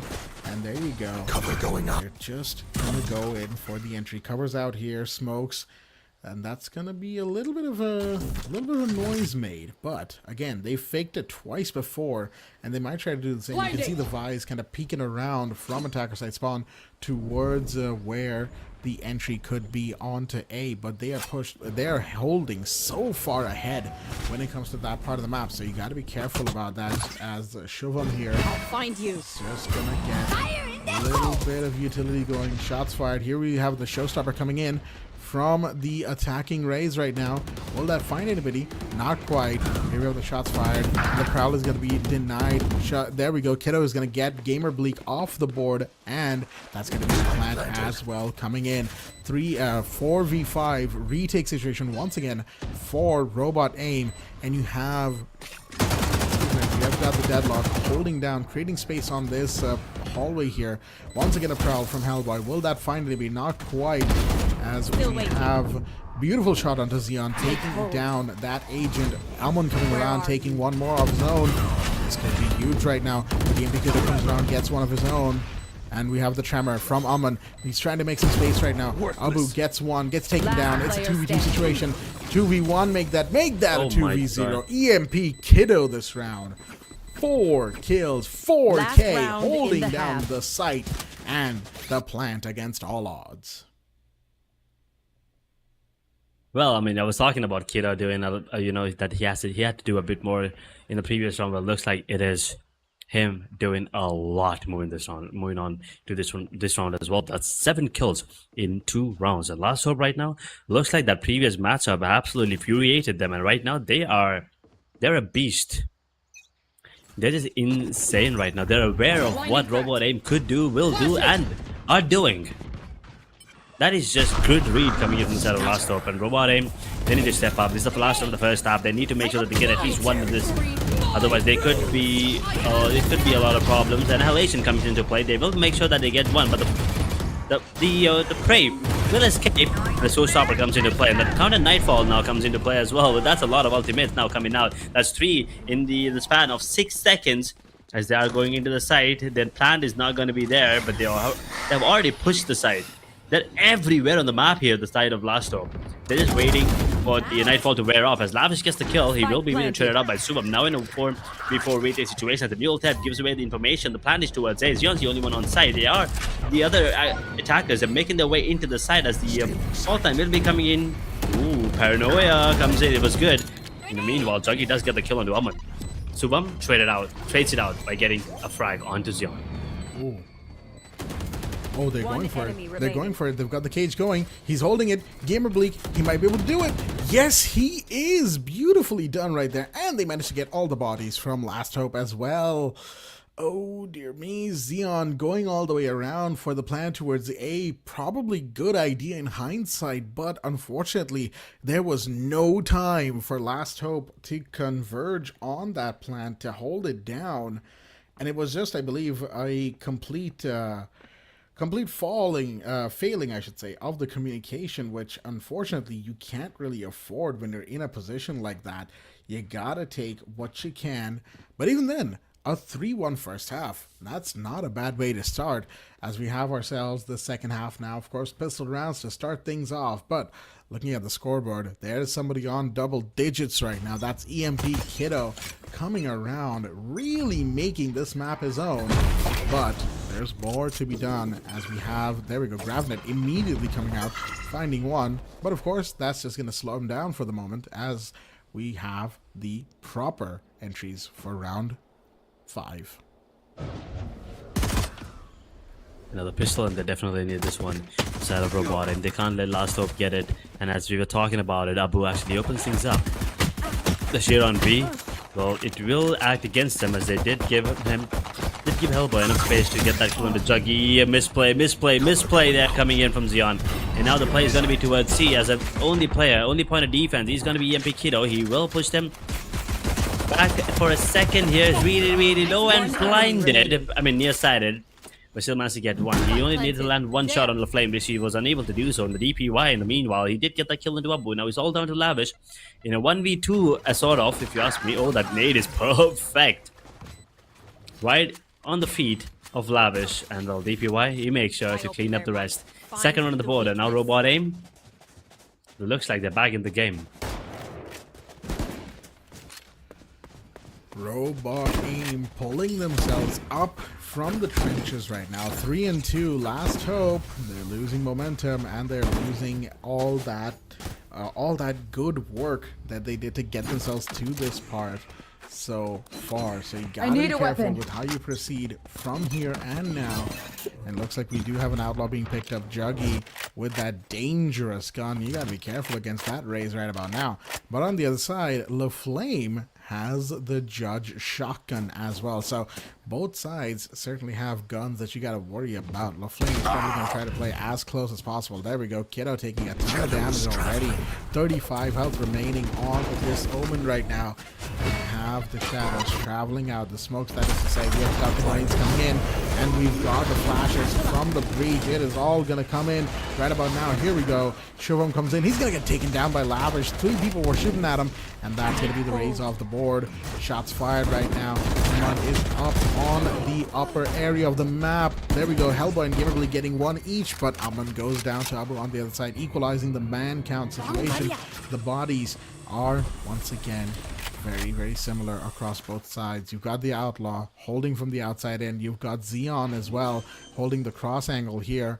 And here we have Hellboy going for the plant. No, not quite. Grenade goes out. That's going to deny the plant right now. Cypher peeks, and that was unfortunately not the play to make. Xeon takes out Gamer Bleak right now. 2v3, Hellboy and DPY, the last one standing, but they are still really good gunners here. Beautiful peek coming in. Xeon with 1 gets taken down. Hellboy, the last one standing. Doesn't get tracked, not just yet, but oh, there's the Outlaw.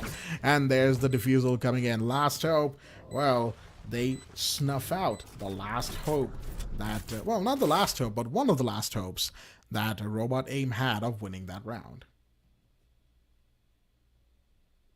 Now there is a chance for the side of Last Hope to actually close things off here and make it a 5-2 yet again. You know, the first game was 5-1. Last Hope's last game was 5-2 in the favor of Robot Aim. That was, of course. So this is a perfect way for them to get that revenge, get them the taste of their own medicine here. Robot Aim.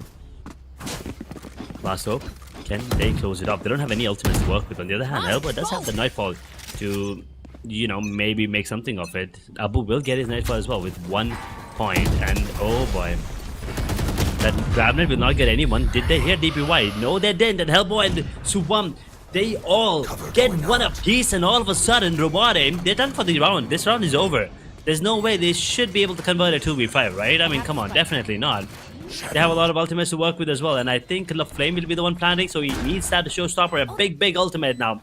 There's a really good chance that we could be, you know, in store of a big, sudden death, I believe it is called, endgame, OT, whatever you want to call it. I think it's in store for us this time. I think finally, for the first time in the on the stream. Might just see something death if Robot Aim is able to win 2 rounds in a row here. As we have once again we've got Xeon's position given away, tries to push, unfortunately gets taken off the board, and Gamer Bleak and Hellboy will come in, getting those final 2 kills. EMP Kiddo falls, and Robot Aim They are one round away from pushing everything into the end game here, into sudden death. I do believe that is the game mode that we might see if it is to be. You know, again, this round number 8 has to go their way. They have to win it. And we have seen before that Last Hope aren't exactly going to just lie down and let it happen. They are going to push hard. As the timer ticks down, you can see Juggy's got the operator ready. Abu has the LMG as well. They are absolutely ready to get in and get the push going. Juggy is also low on health. We've got the showstopper coming in. Is that going to do anything much? No, actually not quite. Juggy taking damage instead decides to pull back. Actually, the Flame was the one with the showstopper, I should say. Didn't get much out of it, or at least, yeah, hasn't been able to get much out of it just yet. We've got the Gravnet coming in from Lavish. That's not going to find Shubham right now, as Shubham is just in here waiting and ready to maybe catch a kill, maybe catch somebody catch a retake, or whatever have you. Location is revealed from the Haunt from the defensive side, but not for too long. Shubham, there we go. That's the first kill, and Lavish will fall. Juggy coming around with the operator here. Abu getting a beautiful kill. We've got the Nightmare coming in, a counter Nightmare coming in as well. We've got so much happening right now between both sides. As Hellboy, Decayed and Marked is not going to be afraid of this. He's still going to push up, trying to get what he can. And there you go. Nightfall will end right there. The status effects no longer in play, but they still need to find a body. See, I'm coming around the side here. Some waterfall. There we go. Juggy is going to get one. EMP Kiddo with another. Suddenly, things are not looking that good. Shorty gets one. That's Xeon off the board. But still, Hellboy and DPY, they got to do something about it. They got to hold this down as much as they can. The diffusal is stopped. Abu gets one. It's all up to Hellboy. He stops the diffuser. It's going to be huge right now. And oh my God, no way. Hellboy. What a play. The 1v2 at the end, just catching the players on the diffuse. Back to back to back. How do you lose that? They didn't have cover for each other. They were way too focused, tunnel visioned on the spike, and they simply did not check the ramp area of the site. Beautifully done, and my goodness, we are in a 4-4 situation, folks, so you know what that means. More rounds of Valorant here as we look at this little Lotus summoning circle that these teddy bears have going on, but still, it's a 4-4.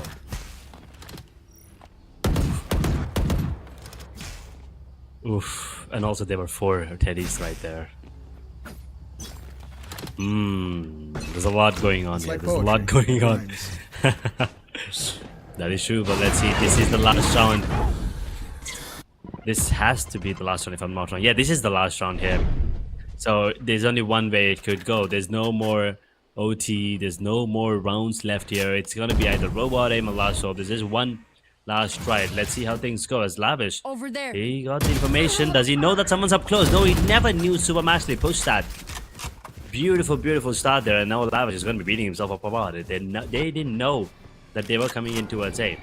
So Juggy, can he get the kill? No. Hellboy opens things up with that beautiful fault line coming into play. Gamer play. The aim is named at the Gamer right now. And Robot Aim, they were down. They were really, really down. Kicked in the dirt, and looks like Last Hope. They could not capitalize, and well, Robot Aim, that is just brilliant. The resilience, the perseverance, I absolutely love it coming in from them. And well, the aim was clean at the end of the game. At the end of the day as well. And Last Hope, well, ooh, now things are looking grim. It turned out to be a sunny day in the morning, but right now it's a bit gloomy for them. Robot Aim on the other side, looks like it's not always it's not always rain and lightning, thunderstorm, whatever you want to call it. It looks like there is rainbow at the end. Rainbows and sunshine. They found the silver lining at the end of the storm between the clouds. Robot Aim 5-4.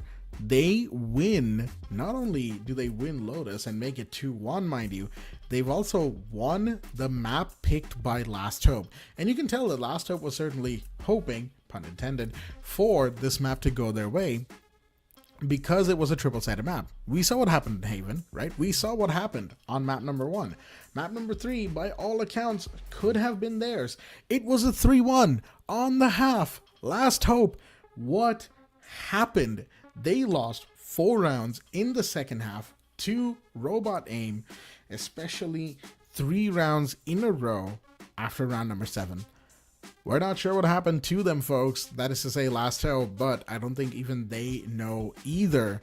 As we have a look at the head-to-head at the end of the game, look at the overall stats and just how much they did for themselves. LaFlame 11-6 on the Rays. Of course, Hellboy bringing in the fade with 12-5.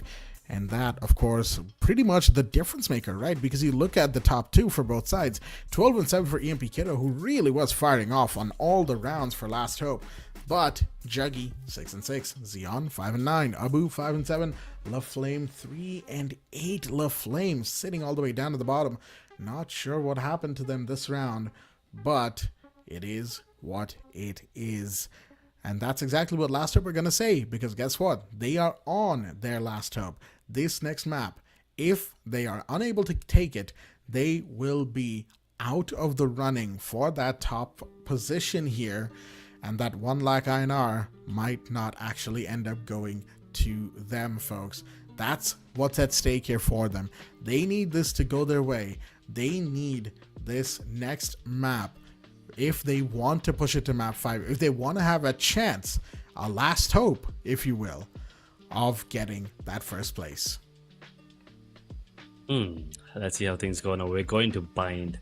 I'm really excited to see Bind here. And yesterday as well, we did get to witness it. And Last Hope, I believe, did beat the side of Derai Esports. And Derai did beat Robot Aim on Bind as well. So, I mean, you connect the dots, you probably would think Last Hope has a really good chance of closing things off. I mean, not closing, I'm sorry, to equalize things off here on the map of Bind. But at the same time, Robot Aim, since they already played Deadeye and they lost on that map, and they also saw what Last Hope does, there is a really, good / high chance of Robot Aim actually closing things off and, stealing the championship right from the grasp. Because I feel like, if it felt like Last Hope, they already had one hand on that championship, metaphorically. And right now, well, Robot Aim, they are that much close. They are just an inch away from making sure that they are the ones getting the championship and the money that goes along with it, and obviously the bragging rights that everyone's been looking out for. And what a way it would be for them if they actually do manage to come out on top. They were kicked down in the lower bracket, they went down, and by some miracle, by let's just say action of God, they are now in the grand finals and they are 2-1 leading, by the way. That is just I wouldn't call it a Cinderella story, but it's definitely a fairy tale.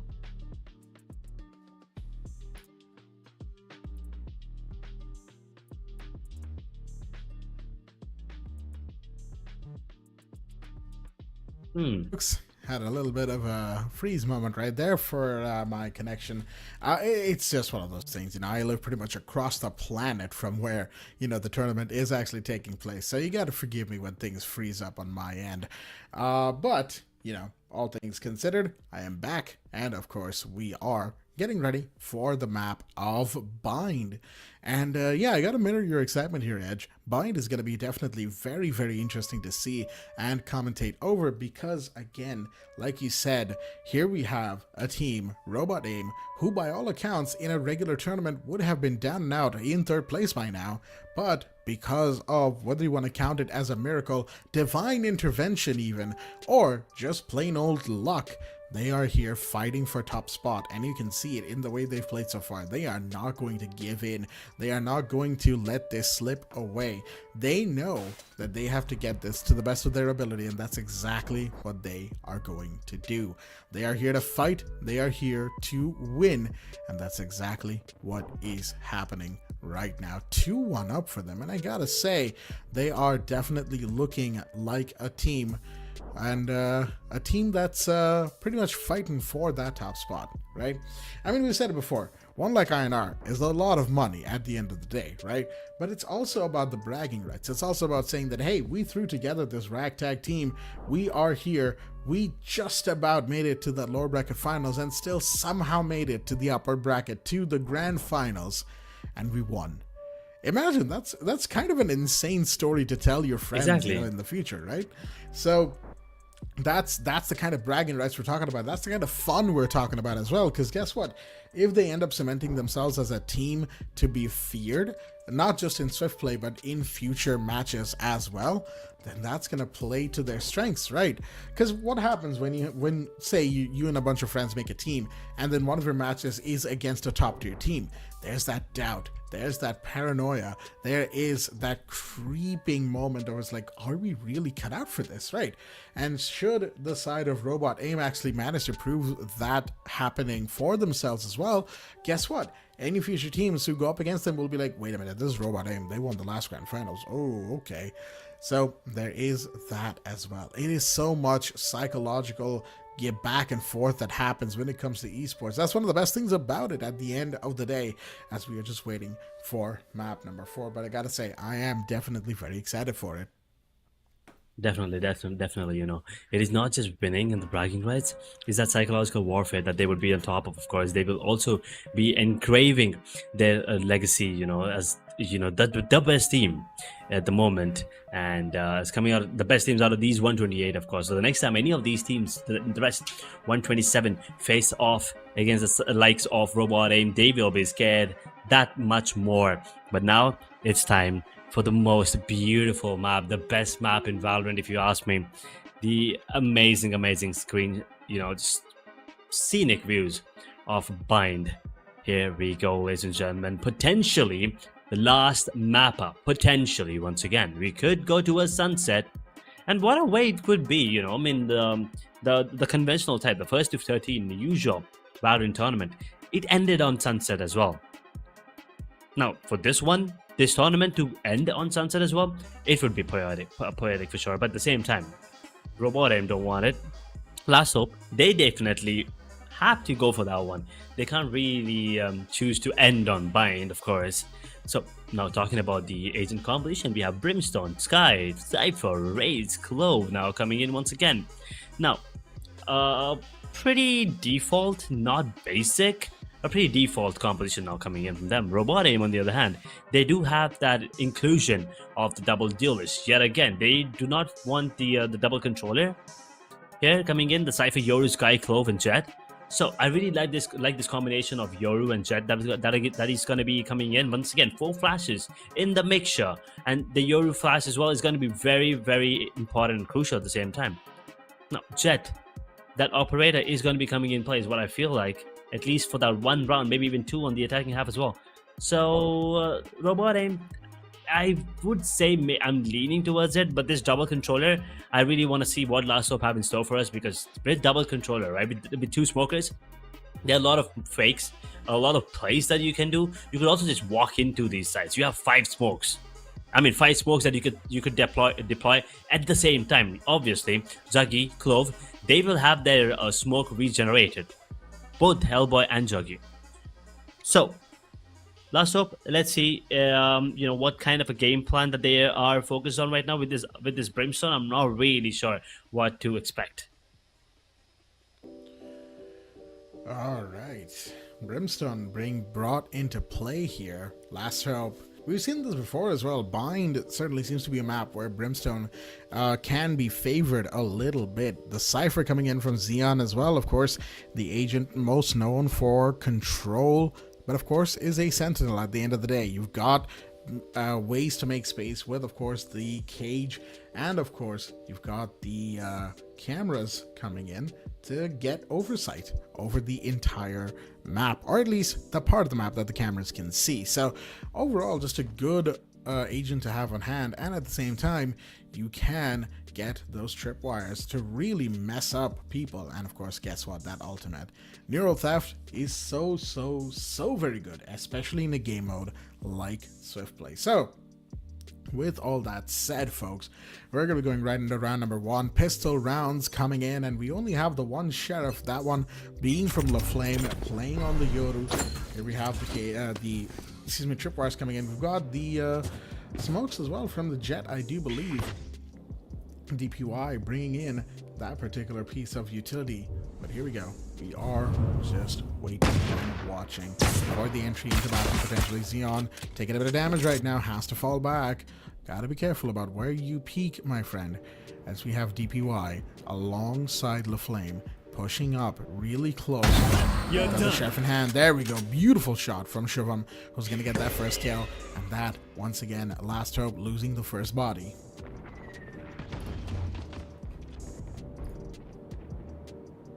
For V5 situation right now, Xeon already dropped robot aim. They have a lot going in, you know, for them at this point.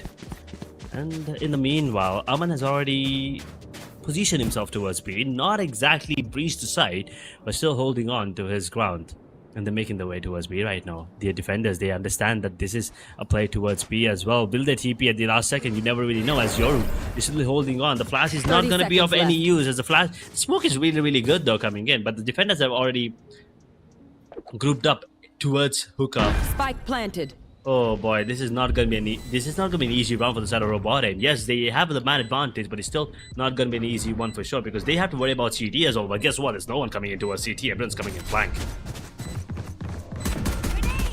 It is a full flank here. Shots fired towards boxes, but that's not gonna find anybody. Here we have the Molly coming in for the push in. Kiddo finds one and finds two actually. Abu with another. Abu falls. Lavish falls as well. It's all down to MP Kiddo in the 1v2 situation right now.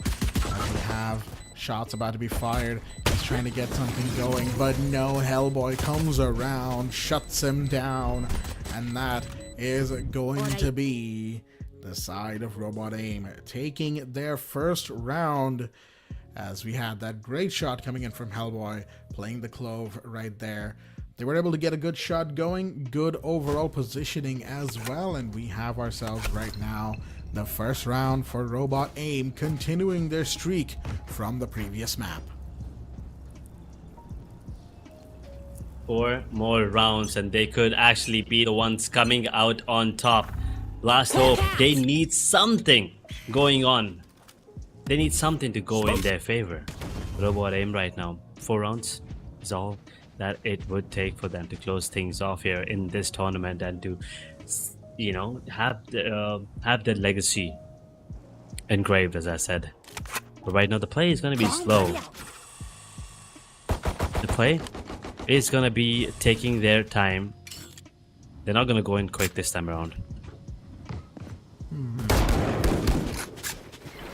They're really playing Lavish right now. And Lavish getting blinded right there, but also blinding DPY, getting that kill. Grenade goes out, and Rotor's going to get away just in time. LaFlame, that is. Hellboy pushing up just to support their teammate here, Gamer Bleak. And we have Shivam coming in. As right now, a little bit of a pause. They're waiting for a clear, potentially speaking. As here we have Shivam coming in, but he doesn't know where EMP Kiddo is, and that's going to be another down and kill, so to speak, for Last Hope's attack here. Kiddo with another Hellboy to fall, and Gamer Bleak falls as well. I'm on the last one standing. Never mind. Juggy comes around, gets that kill, and guess what?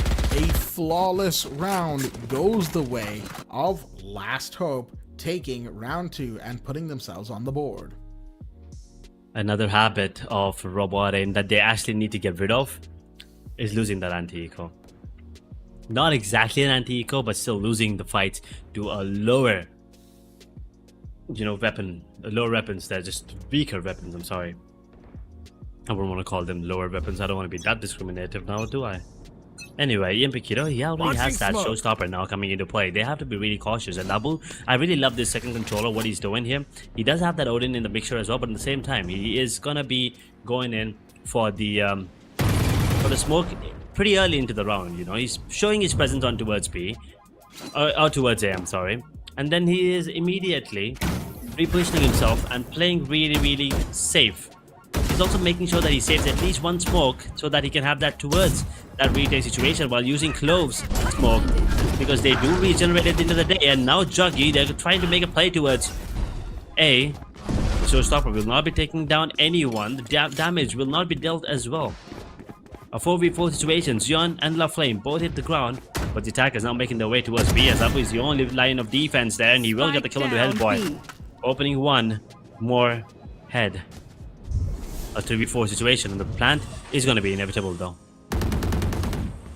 There's was a great shot by Abu right there, but of course the spike has been put on the floor, which means it's now a retake situation once again. That's the flash coming in, the hawk from Lavish, or actually from Gamerbleak, I should say. But guess what? Lavish was found on the long flank right there. Beautiful shot from Aman coming in to get that. More shots fired, and Abu's gonna find DPY. That's a good kill in the other side. EMP Kiddo with one, and Juggy with another. That's all the attackers taken off the board. And guess what? The defenders, that is to say, Last Hope, they will be the ones to take their second round, putting themselves in the lead right now. And that's not a good position to be in if you are Robot Aim, just losing too many gunfights, giving away too much position to the attack. And ultimately, once that spike got on the floor, well, guess what? There's only so much you can do after that. Definitely. I mean, you know, you're against the clock. That is something you need to keep in mind. The post-man position was not really that good, especially considering the fact that they were a man down as well. So Robot Aim, they need to come up with something different now. The last round in the first half, again, Abu utilizing that smoke towards A, and this time I think it is going to be a fast A shot first coming in. Oh boy, he's in a great spot. He will get himself a double before going to use that not dead yet. Will he get more? He will actually somehow manage to get another one. In the meanwhile, Orbital Strike is going to be used, and Navan is the only one standing now in a 1v5, and well, he's going to get taken down. Juggy, doesn't matter if he's not on the Ray now, he's even on the Clove. He makes it work. Another quad to close things off. It's 3-1 now. Looks like Sunset is going to be on the cards. Sunset might actually end up being on the cards here, folks. 3-1 to Last Hope. But let's not get too far ahead of ourselves, because going back to the last map, going back to Lotus, it was also 3-1 on that half for them. Were they on the defense? No, they were not. They were on the attack, moving into defense in the second half. This time it's the opposite. They are they were defense, now moving into attack on the second half. So they could certainly pull this out of the bag, pull pretty much a rabbit out of the hat for themselves here, and they certainly need to at this moment. Now potentially shots fired towards B-Link. Yes, there is. And of course, gotta fall back. You don't want to over-aggress. You don't want to get caught out where you really don't need to be, as we have ourselves a little bit of a pullback. As again, the defenders of Robot Aim realize that, okay, they're not going to try too much here. After those first few shots that were fired, they are just going to pull back and play it to the best of their ability. On the other side, we've got the A-bomb site where potentially, no, actually, no, not much is happening either. So a lot of slowdown here from Last Hope as they're really deliberating of where to go, and they've got 60 seconds to do it. This pistol is going to be very, very important. They get the information that someone's on towards lamp, because that guiding light did give them the information. Superman's going to get taken down now. Robot Aim, they're losing players. Last Hope, looks like they are going to be converting this one nevertheless, and they could actually close out the map as well. They're playing on lineups here. Kiltuzad, he does have the Molotov that goes with it. Juggy, oh, good retake. I mean, good start of the retake at least. I'm sorry. Juggy, he ran out of pick me up. Did he? No, he just actually got it on Hellboy. Juggy gets a kill on DPY. Now in the 3v4. Squash that and make it a 2v4. John might get taken down. No, actually, he's still making it well with no points of health. He's still landing headshots, and Hellboy gets a kill on the Juggy. Immediately gets traded out by Kiltuzad. That's 4-1. And Last Hope, looks like they are taking us to Sunset, as this is gonna be match point. Another map point for the side of Last Hope. It's not over yet. Robot Aim, they were so close, yet so far now. Map point to Last Hope. 4-1 is the scoreline in their favor, and they are certainly not going to give it up here, not at all. We've got ourselves, we've got ourselves a round 6 situation, as we've got the Outlaw in play. Lavish has that dangerous gun coming in. DBY, I'm interested. The fact that they only have the Sheriff in hand, but choosing probably more those headshots right now. Shots fired, Shubham, that's not a great position to be in. Falls back with 35 health on the Yoru. Said, you know what? You can have this one, Hellboy. And there you go. The Flame is going to get healed up just a little bit there. And yeah, that is, of course, going to allow for just a little bit of places, please, as we have a slowdown. Once again, both sides are just playing this to the best of their ability, but it looks like Last Hope, they've really honed in on this slow it down type of playstyle.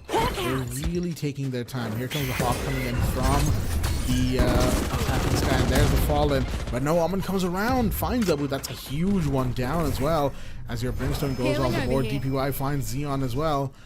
Here's the heal potentially from Lavish, and that's going to allow Juggy a little bit of health back.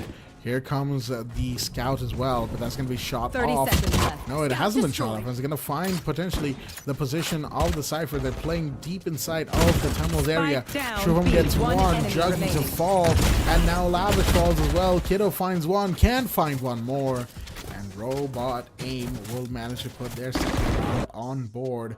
It took a lot of struggle, but they're not out of it yet. They're definitely not out of it. Is that a twist in the tail? That's what I'm hoping for. I'm hoping for a very weird comeback for this from the side of Robot Aim. Maybe they could take us into that sudden death. I don't mind going to Sunset, but I just don't want Bind to end anytime soon, to be honest. And once again, folks, if you have not listened to Eco, you should definitely go listen to it. I mean, I have to admit, Riot make some bangers. Not just music, even the video is just too good.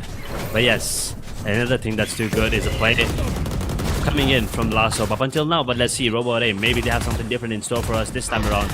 As the initiators, they get a lot of information here. Juggy, the showstopper actually will be... No, that's just a satchel then, I'm sorry. Coming in. The EMP Kiddo, still surviving.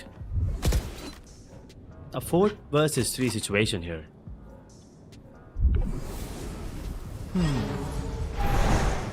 We have ourselves a 4v3. There come the orbital smokes from the Clove. And that, of course, is going to allow Lavish to go for the plant. This could be huge right now, the 3v4, but it is a really good situation. As we push through the smoke, DPY is going to get one. That's EMP Kiddo off the board. That's a 2v4. Shots fired. There we go. Hellboy to fall. That's one. That's two. Amun gone. One enemy remaining. And suddenly, it's a 1v2. All down to Abu. He needs to get one. Trying. This Brimstone really is. Flash goes out, but DPY will be the one to take that kill. Robot Aim, they are not done, not by a long shot, as they take round number 7 and put themselves up on a 3-4. That round deficit, it's so very short right now. One round is all they need. But at the same time, Last Hope, they also just need one round. So it could actually go either way, and well, Robot Aim, they have something better. They have the big boy out now, the Love Flame Operator coming in. Game of Bleak, the Odin is going to be coming out as well. So this is going to be an important one. Where is the Operator going to be placed? It's going to be posted to a shower, so it's not going to be in action for quite a bit. But the Sky will get the information onto us be long. But there are a lot of players here, or at least one that is, of course. The blind is good. Joru, does he make a move here? Oh, he does actually come. Oh boy, oh boy. The Operator actually got that kill. I thought it was the Odin, but now Juggy immediately with the not dead yet. Will he be tagged up? Game of Bleak, let's see as the ultimate now comes out from the sky. The Seekers are out. And look at Juggy, man. He's already on the side. He will get the skill onto Yoru as well. But in the meanwhile, Aman does manage to get himself a double out of nowhere. It's just really tagged up as a 3v2 as a Neil Theft comes in. They get the information. The Cavis is beautiful. DPY gets a kill on the Xeon. Traded sits out yet again with the man advantage now. Robot Aim, they're doing a lot, but it's just not enough yet. Juggy has to be careful here. The tags could be deadly. The medal does not hit.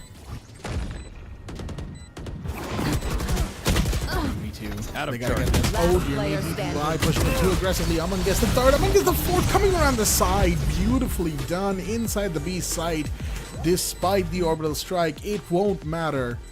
Robot Aim, they're not done. It's going to become now a 4-4 situation with Aman getting the defuse done with the 4K as well. Beautifully played by that player. Just shutting everyone down left and right.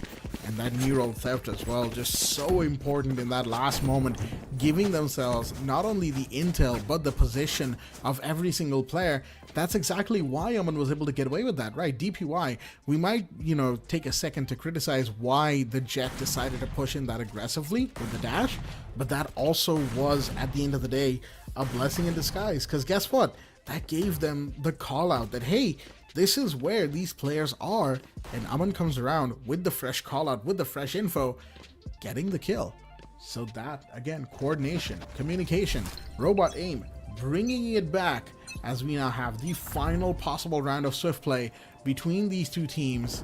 Last Hope once again pushed back into their last hope. Ooh, let's see if we will be witnessing sunset after all. Yes, no. But for now, we're taking it slow.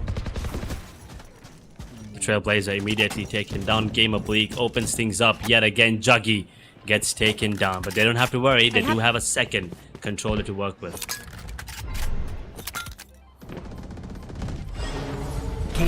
With Juggy on the floor, it's so much harder right now.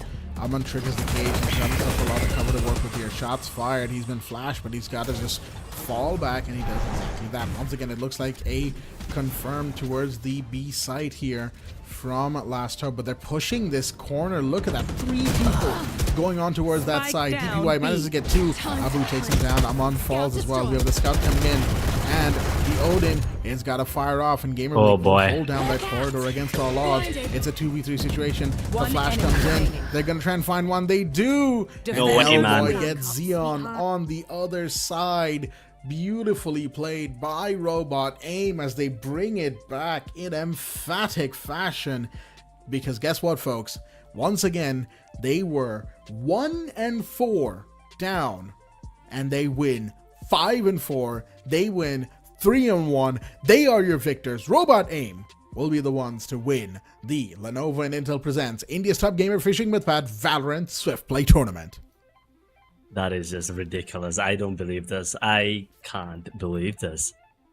Last Hope, they just didn't get their, unbeatable streak broken. They got wrecked. I mean, they didn't get destroyed, but they were wrecked. They were a wreckage at the end. They were not supposed to lose this one. They were 4-1. No. We were supposed to see sunset, and then Robot Aim, well, everyone stepped up. It's not a one-man show. Everyone from their side stepped up, and I think you have to give credit to Last Hope. I mean, if you're Robot Aim, you're giving credit to Last Hope because it's the first matchup, right? They were basic composition on Haven that won them that game, and Robot Aim immediately adapted to that, and they were like, we will steal this play from your playbook. And they started playing that default agents, that basic agents, not default. Let's just call them basic. Then, the ones that have been in the game for a really, really long time. And well, they played it beautifully. They didn't try to come up with something new. They just made sure that the basics were right. The Odins, the utilities, the operator coming in to play as well at the end. And the teamwork was on top. And well, as I said, aim is the name of the game.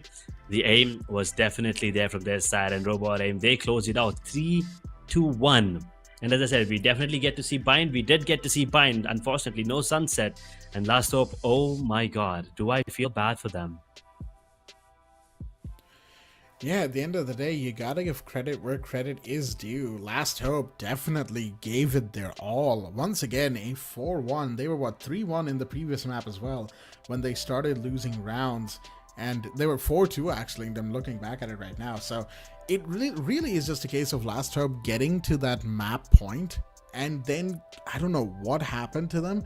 They started, just losing rounds. They started hemorrhaging bodies, and it was just a case of not having all of your eggs in order. And I'm not sure how they ended up in this position, but unfortunately, they will not be able to do much of anything because of that. And at the end of the day, that is what we find ourselves doing, folks. Lenovo and Intel presenting this India's Top Gamer featuring Mythpat. They have their winners. It is Robot Aim to win 3-1 when it comes to this tournament. And again, like I said, credit where credit is due. Robot Aim, they gave us quite the match indeed. Because guess what? Comebacks like this are rare, especially given that they lost the first map and then decided, you know what? We are nowhere near done. We are going to bring it around. It's going to be a 3-1 in our favor. Just you watch. Boy, oh boy, that is just a brilliant, mental resilience coming in from the side of Robot Aim as well. And you said, divine intervention or whatnot. Ooh, they are going to be your champions, and that's all that matters. Don't really matter if you win by an inch or a mile, they'll take it. And Robot Aim, well, they're the ones coming out on top. Last hope, as you said, credit where credit is due. They did give their all, but at the end of the day, it just was not enough. Robot Aim, I don't want to say they were the better team at the end of the day, but they were, definitely coming out on top on those crucial rounds. Last hope, can't really, be mad because they didn't do anything wrong. It's just that Robot Aim, they were just doing everything better. At the end of the day, Hellboy, La Flame, DPY, Gamer Bleak, and Aman, everyone stepped up when it was their time. 7 kills, 6 kills, 7, 6, and 5. And on the other side as well, I mean, if you take the side of Last Hope as well, you can see Jug is on 11, Abu's on 9, EMP Kiro is on 6, Lavish is on 3, Zion, not really performing the way he would love to, but 4 kills.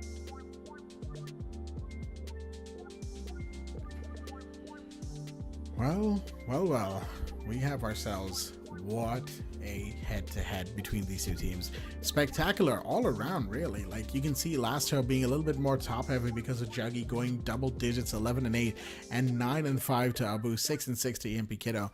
But at the same time, Robot Aim, they are a lot more equal between both sides, right? Between all of their players. And that, of course, really kind of shows you the difference between the two teams, and that is exactly what we got to see right there. I do believe we will have a little bit of something happening in just a minute here, folks. But I believe Edge, you there? You good, buddy? I don't know. He looks like he might be frozen. Until we get him back, folks, we're just waiting on a little bit of confirmation. There we go. He's back. There we go. But the thing apologies. That I was, yeah. But of course, with all that said, we are waiting on a little bit of confirmation of a certain special something here at the Swiftplay tournament, which is, of course, going to be, guess what, a little interview, I believe, for one of the winning team's players. And we'll get to that in just a hot minute here as we get everything set up. There we go. Edge, you good? Looks like my internet's acting up. I'm not really sure what's happening here because I'm not losing anything, but I'm just freezing and being disconnected and reconnected every 5 seconds. Hopefully it doesn't happen again. Oof, am I there? Am I still here? Yeah, I'm here. Yep. I'm just kidding. There we go. Well, hopefully. We will wait for the for the interview now coming in from the champions. We have to see who exactly is going to be the one joining us, but it's definitely is going to be one of the players from the side of Robot Aim. And well, if it was your call, who would you like to talk to? Oh, that is such a good question. I'll tell you what. I think given that the last map was so hot for them, Juggy would probably be one of the players that I would like to talk to, right? All things considered. But at the same time, that's not necessarily my call to make per se, because we have ourselves an interview. I think maybe La Flame could also be someone that I could see myself getting familiar with, as they say, or I don't know. Could be Aman, could be Gamer Bleak as well. Actually, Gamer Bleak would be pretty fun. I would like to potentially ask them what the whole idea behind Gamer Bleak even is, right? Like that's such an interesting name to me, or it's either that or La Flame, but we'll just have to wait and see who it's going to be. It is definitely going to be one of them for sure. And I think there's a slight delay in picking up. I'm pretty sure they're already out enjoying their victory here. this was, one of those moments where you didn't expect a team to even be in the grand final. I mean, your slot was not even there. Technically, like 3 hours ago, you were not even in the grand finals. And all of a sudden, you are the grand champions. Now, that is something I would like to ask them. Like, what does this mean to the team? And how do they feel? Like, come on. This has to be, you must be feeling like there is, that blessing over you, and that shower of blessings, of course, coming in from everyone. But yeah, as I said, I mean, I would also like to talk to the side of Last Hope as well, as a matter of fact, because I want to see what's going on in their, in their heads. As a matter of fact, like, are you okay? Are you okay, little bro? But yeah, at the end of the day, it is gonna be them not to make.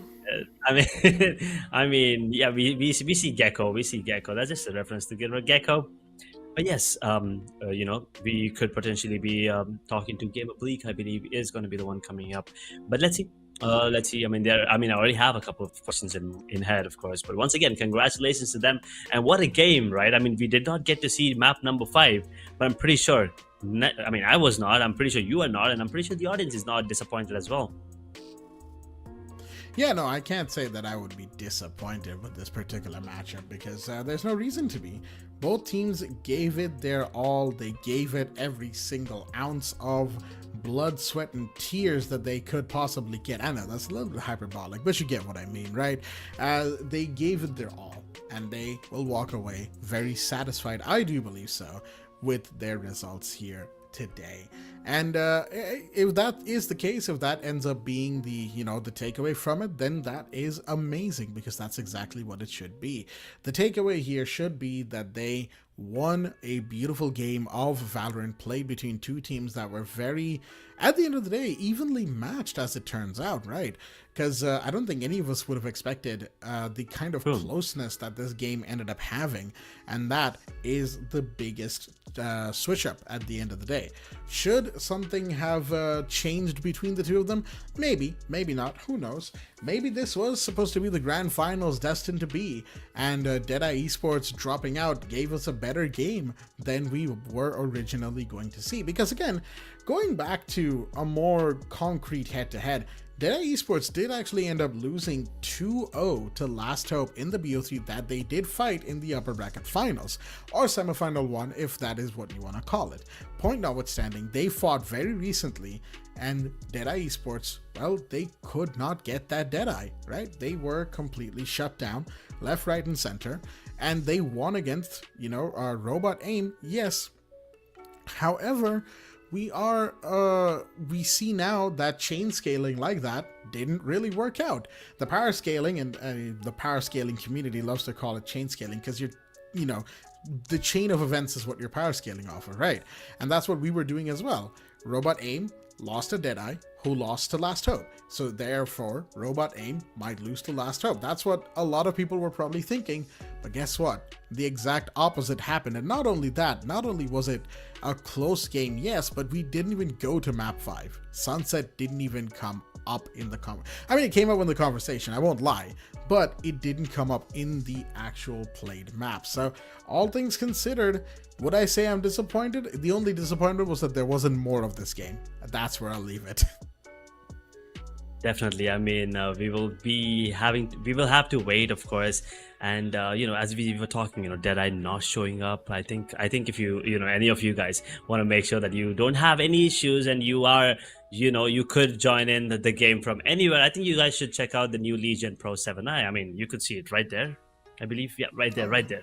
You could actually check it out. So you could be available and online and to go whenever and wherever you are. That would, you probably will not have those issues. Apart from internet, and I'm pretty sure we could come up with something for the internet as well. I mean, if nothing works out, there's public Wi-Fi. There's also internet wherever you are. If not, the last resort could be your mobile data. But either way, sometimes it is inevitable. Maybe it's not because that they could not show up because of something that was not planned. But at the same time, some things are inevitable, as we've talked about it. Sometimes it happens to the best of us. But yes, it was a great tournament, let me tell you. Swiftplay, I did not expect to enjoy as much as I did. To be really honest, I thought I was going to witness just some mediocre games, but goddamn, were these games beautiful. Absolutely, folks. So with all that said, let's have that champion screen. There you go. Those are the faces of the players who just now sat down and brought themselves up from what could have been a third place finisher to a champion's podium finish. Round robot aim with the 3-1 map differential, with the 5-4 at the very end there.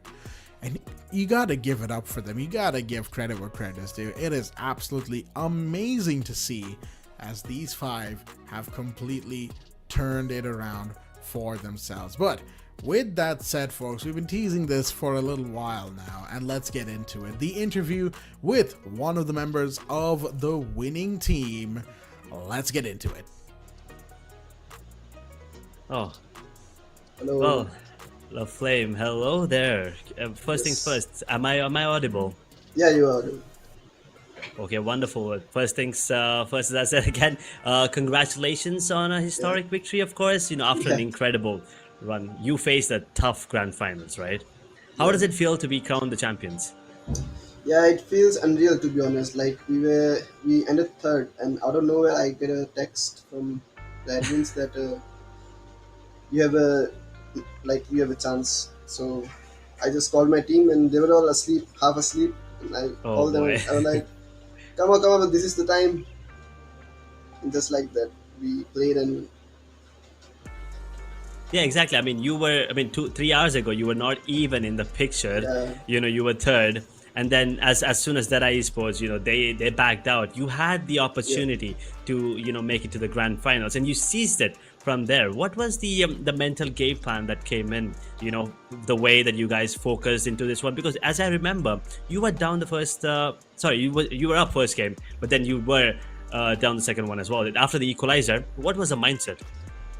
From the starting, the pressure were off. Like, we had no pressure. Like, we already came second. That was better than coming third, right?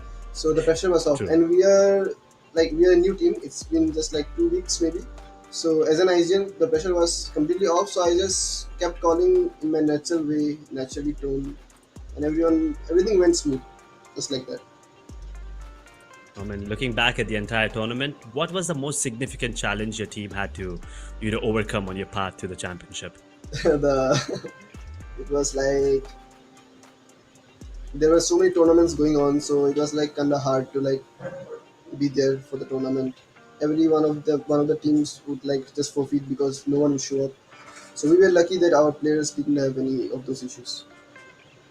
That is true. That is true. And what do you believe was a key factor that allowed your team to, you know, secure the victory? Did I not showing up? I was waiting for it. I was waiting when we were gonna go there, you know. But yeah, I think that had to be a key factor, of course. But apart from that, you know, just in your team, what do you think is a key factor? We tried different comps earlier. Like I was the duelist and the IGL. So this time I thought I'll play secondary duelist or maybe sit for the cipher and start calling. So that was my significant change for this. Oh, well, that is important, and it worked out for you. You know, this is a huge moment for your team. What does this championship, you know, title mean for your future goals and your journey in Valorant Esports? Yeah, it will be a big part in one of my achievements for sure. And it was a great tournament. The admins were nice, and all everything went smooth. There was no delay at all. Well, that brings me to my next, and I will not keep you here for longer. But my last question: so, how would you describe your experience throughout this tournament? Yeah, just as I said, the admins, everyone was professional. The casters, everything, it went smooth. So we were really happy and lucky to be here. Well, that's very well said. Anything you want to say to the fans, to the supporters, to your, just people that have been watching and absolutely loving the way you play, by the way? Yeah, thank you for watching, and there was some giveaway going on, right? I'm sorry. There was a giveaway going on, right? Giveaway or something. I don't know. I believe so, but I'm not really in touch with So it. I would just have shout to out to confirm them. that one. But yeah, well, that's it. Thank you so much, Love Flame. That was Love Flame from the championship team, Robot Aim, who miraculously made their way back into the grand finals. And they were, once again, thank you so much, Love Flame, for dropping by. Congratulations. You can have the rest of the day off. I'm pretty sure you're going to be having a party after this. But yes, I would love to have Blackjack back on the screen, and there you are. Well, anyway, that was Love Flame once again. As you said, he was the one gelling and the experience coming in. And as they said, their main obstacle was Dead Eye Esports. And them not being in the grand final, this is, I mean, they just had one, obstacle, and it was out of the way, and then they were unstoppable. Yeah, gotta give credit where credit is due, but that, folks, is also going to be the end of this particular Valorant Swiftplay tournament here at Lenovo and Intel presents India's Top Gamer featuring Mythpat. I've been your host, Blackjack. Joining me has been my beautiful co-host, Edge, and of course, big shout-outs to all the admins and back-end production that have made this possible, giving us those beautiful cinematics, beautiful kill cams, and instant replays, and all the like. And once again, don't forget to check out the new Legion Pro 7i. You can see all the details right here on the screen. It'll still be here on the end screen as well. But with that said, we're going to be wrapping up here tonight, and of course, we'll be back with more esports very, very soon. So once again, remember to join the Discord, probably links in the pinned comment and descriptions down below, and we'll see you very, very soon indeed. Until then, stay tuned, and good night.